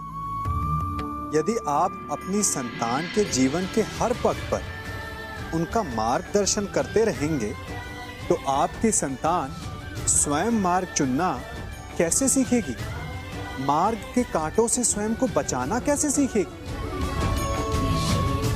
इसीलिए एक समय के पश्चात अपनों से बनाई गई दूरी सदा लाभदायक रहती है। आज मैं आप सबको एक कथा सुनाता हूं। एक दिन प्रातः एक व्यापारी अपने घर से निकला। घर से निकलते ही एक बिल्ली ने उस व्यापारी का मार्ग काट दिया। व्यापारी घबरा गया, वो फिर से घर लौट गया और शुभ घड़ी की प्रतीक्षा करने लगा। और जब वो पुनः अपने घर से निकला तब वो वाहन जा चुका था जिससे राजा तक पहुंचकर उसे भेंट देनी थी। राजा को भेंट नहीं मिली। राजा क्रोधित हो गए। राजा ने उस व्यापारी का व्यापार बंद करवा दिया। इस कारण व्यापारी क्रोधित होकर घर पर अपनी पत्नी से लड़ बैठा। पत्नी अपने बच्चों समेत मैके वापस चली गई और उस व्यापारी के जीवन में यदि कुछ रह गया था तो केवल अंधकार। और इन सब का कारण वो उस बिल्ली को मानता रहा जिसने उसका मार्ग काटा था। ऐसा ही एक दूसरा व्यापारी राजा को भेंट देने निकला और उस व्यापारी का मार्ग भी एक बिल्ली ने काट दिया। वो व्यापारी तनिक घबराया, परंतु उसने आगे बढ़ना अधिक उचित समझा। राजा तक वो समय पर पहुंचा। उसने राजा को भेंट दी। राजा प्रसन्न हुए और राजा ने व्यापारी को अपना व्यापार बढ़ाने की अनुमति दी, स्वर्ण आभूषण दी। जब व्यापारी घर पर पहुंचा तो पत्नी को आभूषण और अपने बच्चों को देने के लिए वस्त्र थे उसके पास। हर ओर प्रसन्नता थी। समझ रहे हैं ना? दोनों के साथ एक ही प्रकार की घटना हुई, परंतु दोनों की प्रतिक्रिया भिन्न थी। ऐसा ही हमारा जीवन भी है। हमारे जीवन में प्रारब्ध का अपना स्थान है, परंतु उससे कई अधिक महत्वपूर्ण हमारी प्रतिक्रिया, हमारे सोच का प्रभाव है, क्योंकि यही हमारे जीवन को आकार देते हैं। इसलिए अपनी सोच को सकारात्मक रखिए। आपका जीवन सदैव आनंदमय।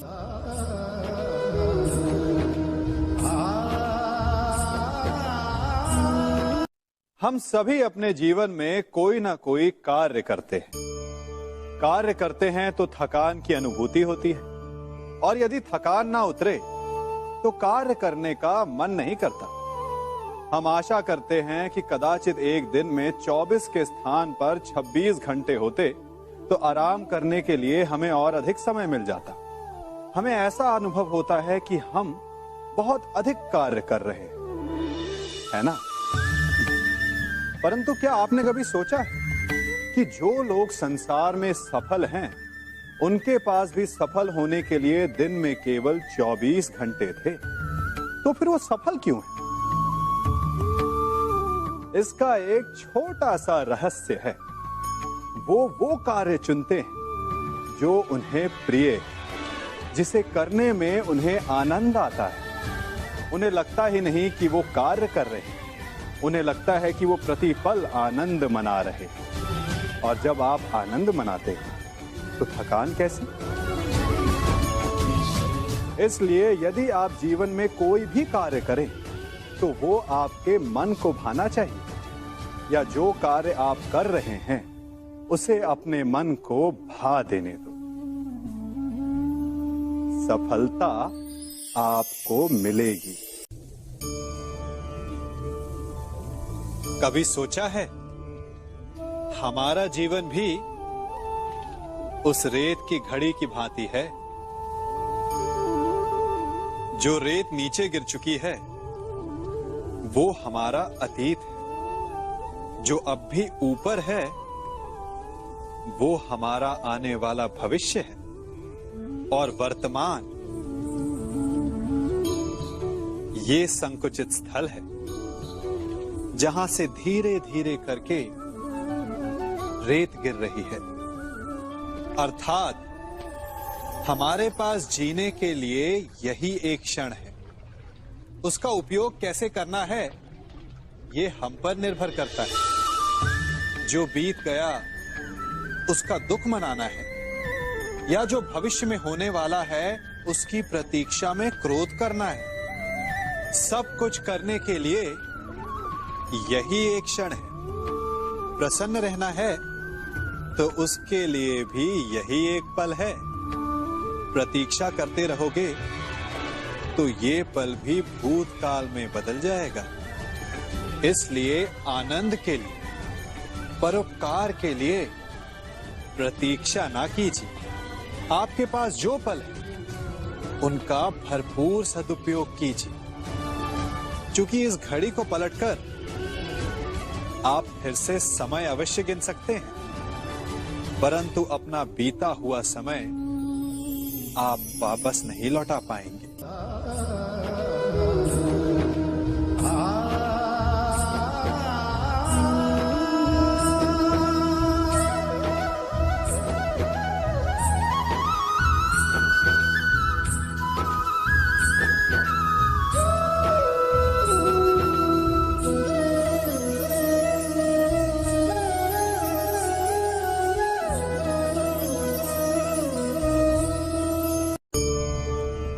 मनुष्य भी बड़ा विचित्र प्राणी है।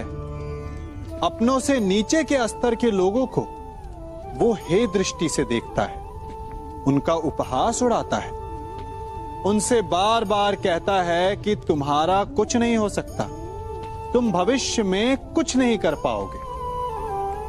जब मनुष्य के पास धन, संपत्ति, मान होता है तो वो दूसरों का आदर नहीं करता, परंतु वो एक बात भूल जाता है कि उससे भी अधिक शक्तिशाली कोई अस्तित्व में है, और वो है समय। काल। काल अपना चक्र कब बदलेगा ये कोई नहीं जानता। समय अपनी करवट कब लेगा ये कोई नहीं जानता। कोयला भी समय के साथ साथ हीरे में परिवर्तित हो जाता है। इसलिए जीवन में कभी भी किसी का भी उपहास नहीं उड़ाना चाहिए।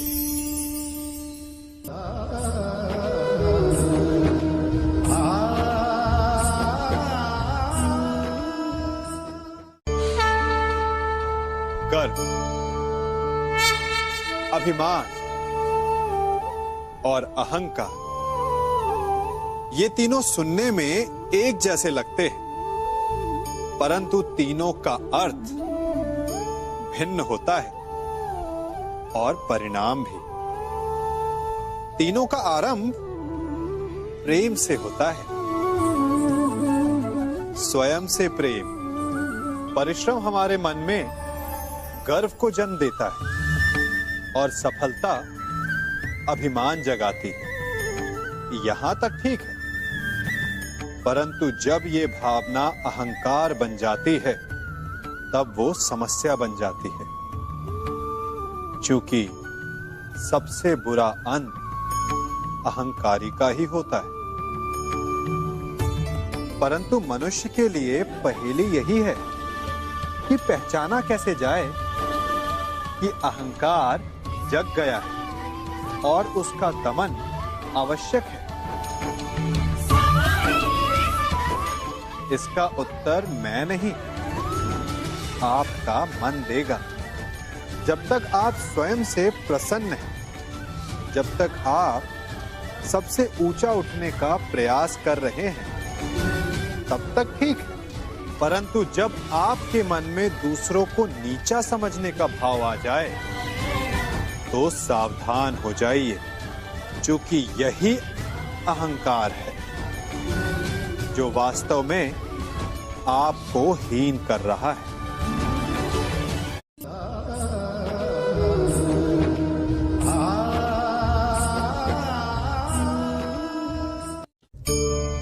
आज मैं आप सबको एक कहानी सुनाता हूं। एक दिन गोकुल में दो व्यापारी आए। एक व्यापारी शहद का था, बड़ा मीठा शहद था उसका, परंतु वो गोकुल में टिक नहीं पाया। उसके व्यापार ने घाटा खाया और शीघ्र ही वो गोकुल छोड़कर चला गया। और दूसरा व्यापारी मिर्च का था।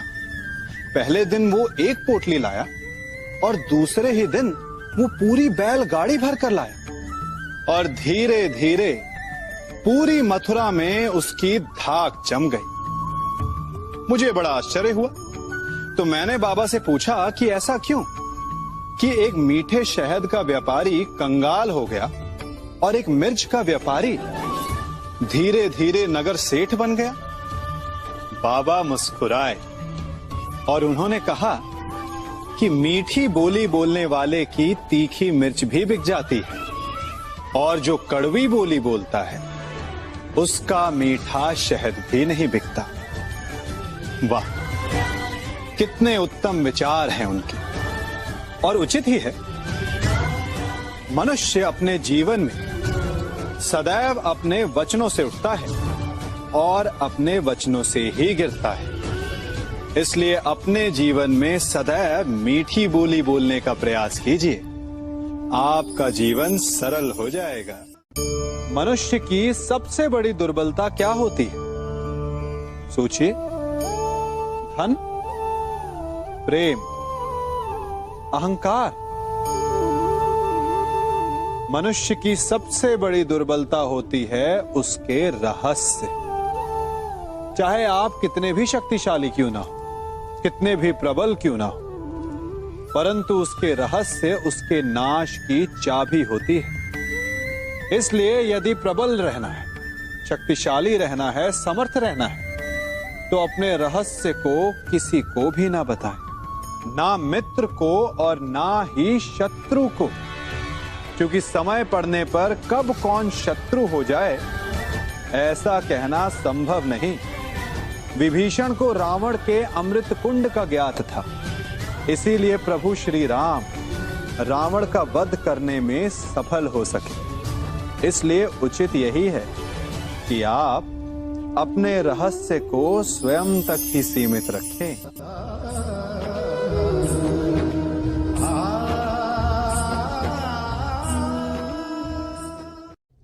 युवा अवस्था भी हमारे जीवन का कितना सुंदर काल होता है ना।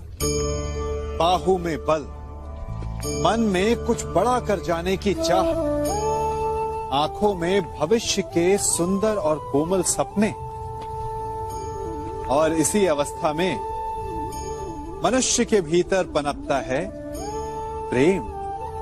किसी को देखकर उस पर मन मोहित हो जाता है और फिर मनुष्य अपना सब कुछ उस पर न्यौछावर कर देना चाहता है। फिर प्रेम की परिणति होती है विवाह में। क्यों? सबको अपने खट्टे मीठे संस्मरण स्मरण हुआ है ना।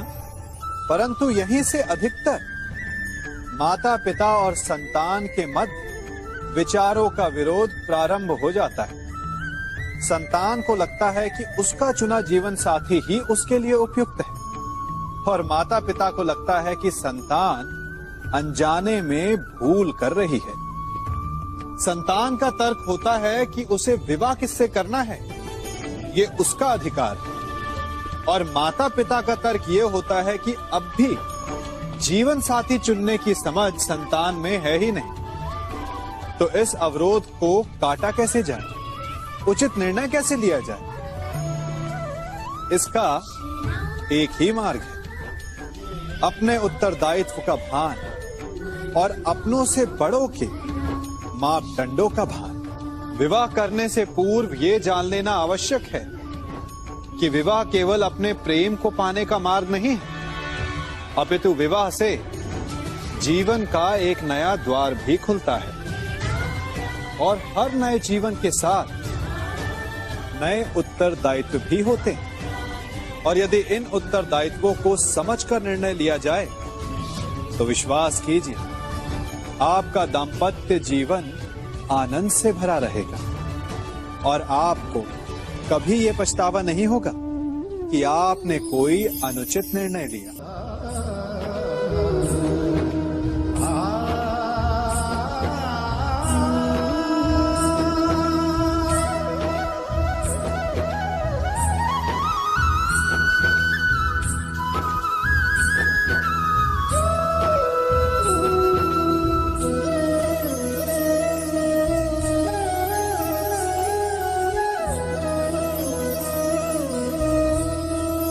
जब सागर का जल वाष्प बनकर उड़ता है तब वो हमें दिखाई नहीं देता।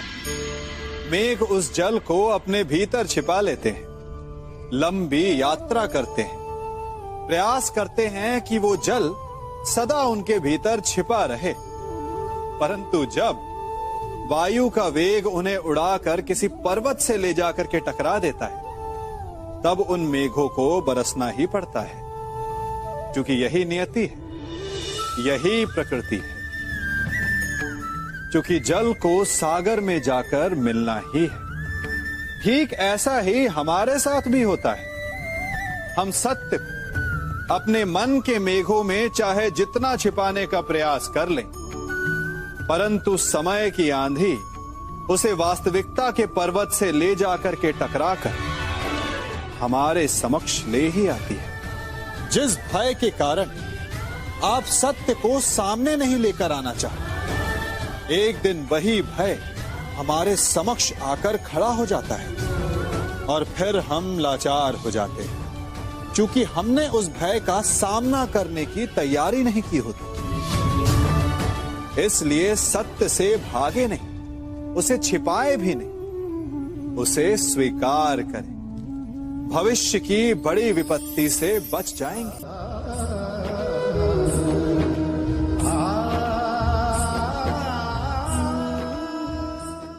कभी कभी आप सबके जीवन में एक ऐसी विचित्र समस्या अवश्य आती है कि शक्तिशाली के समक्ष मौन हो जाए।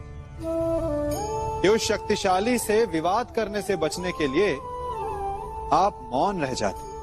मानता हूं, ऐसा करने से आप एक विवाद से बच जाते, एक संघर्ष से बच जाते। परंतु ऐसा बचाव एक बड़े संघर्ष को जन्म दे देता है। कैसे?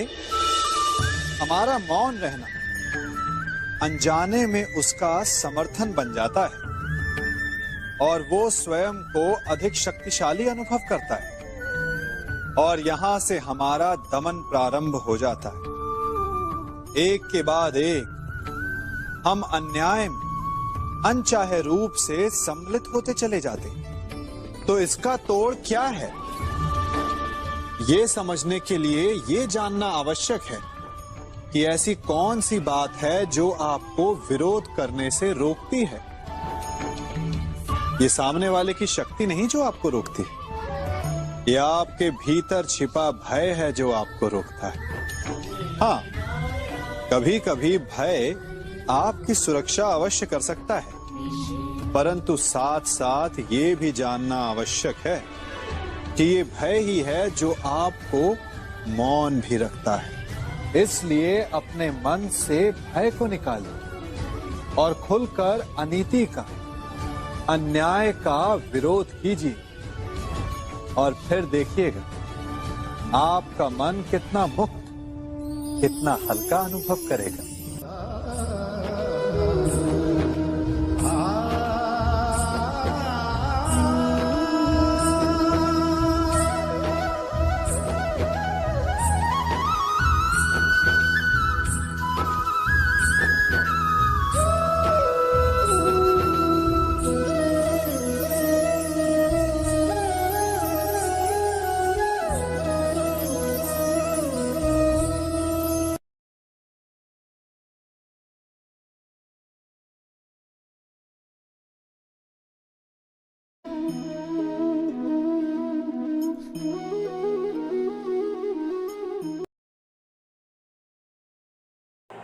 मन बड़ी ही विचित्र कृति है। ये मन शरीर के किस अंग में बसता है कोई नहीं जानता, किंतु संपूर्ण शरीर इस मन की इच्छा साकार करने के लिए प्रयास करता रहता है। अब यदि मन कुछ खाने का करे तो व्यक्ति उसकी बनो उपनो की इच्छा साकार करने का माध्यम ढूंढता रहता है।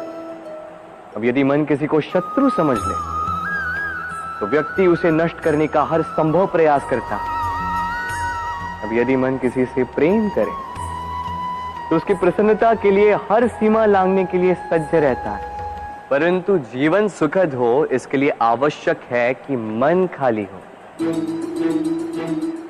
इस बांसुरी की भांति भीतर कुछ भी नहीं, न राग है न द्वेष, तब भी तार छेड़ने पर स्वर निकलता है। इसी प्रकार मन को भी भावनाओं से मुक्त रखना आवश्यक है। स्मरण रखिए, मन में कुछ भर के जियोगे तो मन भर के जी नहीं पाओगे। राधे राधे। जब से मनुष्य जाति का अस्तित्व बना है तभी से युद्ध भी अस्तित्व में आया है। युद्ध जो कभी धन का द्वंद्व बनकर सामने आता है तो कभी सुरक्षा का हथियार बनकर, कभी विजय की भूख के लिए तो कभी पराजय टालने के लिए। किंतु वास्तविकता तो यही है कि यदि आपको आगे बढ़ना है तो बाधाओं से युद्ध तो करना होगा। परंतु युद्ध के लिए सज्ज रहना इतना महत्वपूर्ण नहीं है जितना महत्वपूर्ण है यह समझना कि युद्ध को टाला कब जा सकता है, क्योंकि सबसे सफल युद्ध वही होता है जो कभी लड़ा ही ना जाए। आप युद्ध में विजय प्राप्त करके स्वयं का मान तो बढ़ा लो, किंतु अपना बल खो दो। इसलिए जहां तक हो सके युद्ध को टालो, इस शक्ति को संग्रहित रखो, ताकि जब ये युद्ध धर्म बन के सामने आए आप उससे पूरे बल के साथ लड़ सको। राधे राधे। संसार में सबसे बड़ी शक्ति क्या है? अब आप में से कुछ कहेंगे शस्त्र की, कुछ कहेंगे शास्त्र की, कोई कहेगा बुद्धि की, तो कोई कहेगा बल की। किंतु ये सब अधूरे हैं। संसार में सबसे बड़ी शक्ति है मित्रता। यदि सच्ची मित्रता प्राप्त हो जाए तो वही सबसे बड़ा धन है। जब आप कठिनाइयों में होंगे तो मित्रता शस्त्र बनकर सहायता करेगी। मार्ग भटक जाओगे तो मित्रता शास्त्र बनकर आपको राह दिखाए। षड्यंत्र में फंस जाओगे तो बुद्धि बनकर बाहर निकाले। अकेले हो जाओगे तो ममता बनकर साथ निभाए। तो यदि इस संसार में कुछ कमाना है तो धन नहीं, मित्रता कमाओ। और स्मरण रखिएगा, यदि इस संसार में मित्र बनाना आपकी सबसे बड़ी दुर्बलता है तो आप इस संसार के सबसे शक्तिशाली प्राणी हैं। राधे राधे। मनुष्य का स्वभाव है कमाना, संग्रह करना, फिर चाहे वो धन हो, नाते, संबंध या हो प्रसन्नता। परंतु क्या आपने कभी सोचा है नियति ने यह संग्रह करने की प्रकृति मनुष्य में क्यों डाली? एक बीज से पौधा पनपता है, उसके भोजन से फल संग्रहित होता है। क्यों? इसलिए ताकि वृक्ष उसे स्वयं खा सके? नहीं, बल्कि इसलिए ताकि वो भूखे जीवों में बांट सके। अब आप पूछेंगे कि इसमें वृक्ष का क्या लाभ? लाभ है, क्योंकि जो बांटता है वो मिटता नहीं। जो फल ये जीव खाते हैं वो उसके बीजों को वातावरण में बिखेर देते, जिससे जन्म लेते हैं नए वृक्ष। उसकी जाति, उसका गुण, उसकी मिठास अमर हो जाए। इसलिए स्मरण रखिएगा, अमीर होने के लिए एक एक क्षण संग्रह करना पड़ता है, किंतु अमर बनने के लिए एक एक कण बांटना पड़ता है। राधे राधे।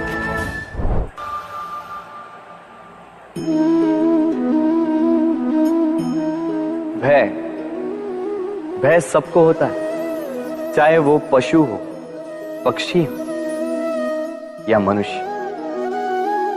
वास्तविकता में मनुष्य भय को अपने साथ लेके ही जन्म लेता है। तो इस भय से भय कैसा? यदि भय बुरा भाव होता तो क्या इसे हम अपने साथ लेके जन्म लेते हैं? वास्तविकता में भय हमें आगे बढ़ने के लिए प्रेरित करता है। अब देखिए, जीवन जाने का भय आपसे स्वयं की सुरक्षा करवाने का प्रयास करता है। अपमान का भय सदाचार की ओर बढ़ाता है। किसी प्रिय को खो देने का भय उसके लिए कर्तव्य पालन करने को प्रेरित करता है। किंतु यह भय बुरा तब हो जाता है जब आप इसे अपने ऊपर हावी हो जाने देते हैं, इसके लिए कुछ प्रयास नहीं कर पाते।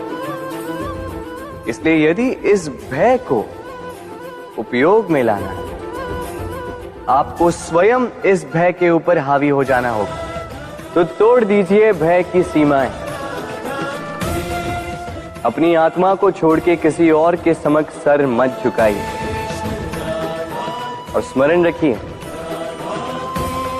जब अंधकार से डरना छोड़ दोगे तभी दीपक बनकर प्रकाश दे पाओगे। राधे राधे।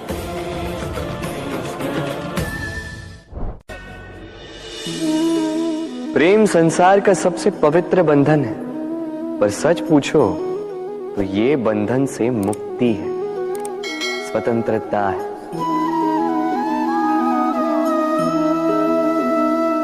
नहीं समझे? समझाता हूं। यदि कोई आपका प्रेम ठुकरा दे, यदि कोई आपका प्रेम समझ ही ना पाए, तो क्या होगा? कुछ उदास हो जाएंगे, कुछ छल करके प्रेम पाना चाहेंगे, तो कुछ बलपूर्वक प्रेम पर अधिकार करना चाहेंगे। किंतु यह आवश्यक नहीं कि जिससे आप प्रेम करते हो उसे भी आपसे प्रेम। क्योंकि प्रेम कोई वस्तु नहीं है, न राज्य है, न धन जिसे आप बल से अपने वश में कर सको। प्रेम वो शक्ति है जो आपके लिए हर बंधन तोड़ सकती है, किंतु स्वयं किसी बंधन में नहीं फंसती। तो जिससे भी आप प्रेम करते हो उसे स्वतंत्र छोड़ दीजिए, क्योंकि स्वतंत्रता ही वो भाव है जो जीव को सबसे अधिक प्रिय है। प्रेम सच्चा होगा तो उसे अवश्य समझ में आए। तब तक के लिए निस्वार्थ भाव से प्रेम कीजिए, स्वार्थ हट जाएगा तो प्रेम आ ही जाएगा और मन प्रसन्न होकर बोलेगा, राधे राधे।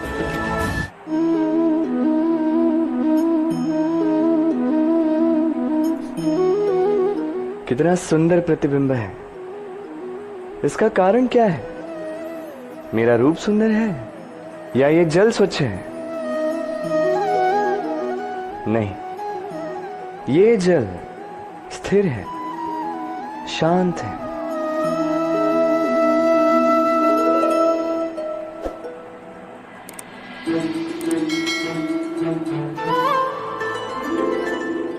अंतर देख रहे हैं आप? वही जल है, वही रूप है, किंतु ये स्थिर नहीं है, शांत नहीं है, और इसी कारण मैं अपना प्रतिबिंब इसमें नहीं देख पा रहा हूं। क्रोध के साथ भी यही होता है। यदि आप स्थिर हैं, शांत हैं, तो आप आपकी आत्मा को देख, सुन और समझ पाओगे, किंतु क्रोध इस आत्मा की पुकार को पी जाता है। इसलिए अपने क्रोध पर वश रखें। कहीं ऐसा ना हो कि मूर्खता के कारण जन्मा ये क्रोध आपको पश्चाताप के अंत तक ले जाए। राधे राधे।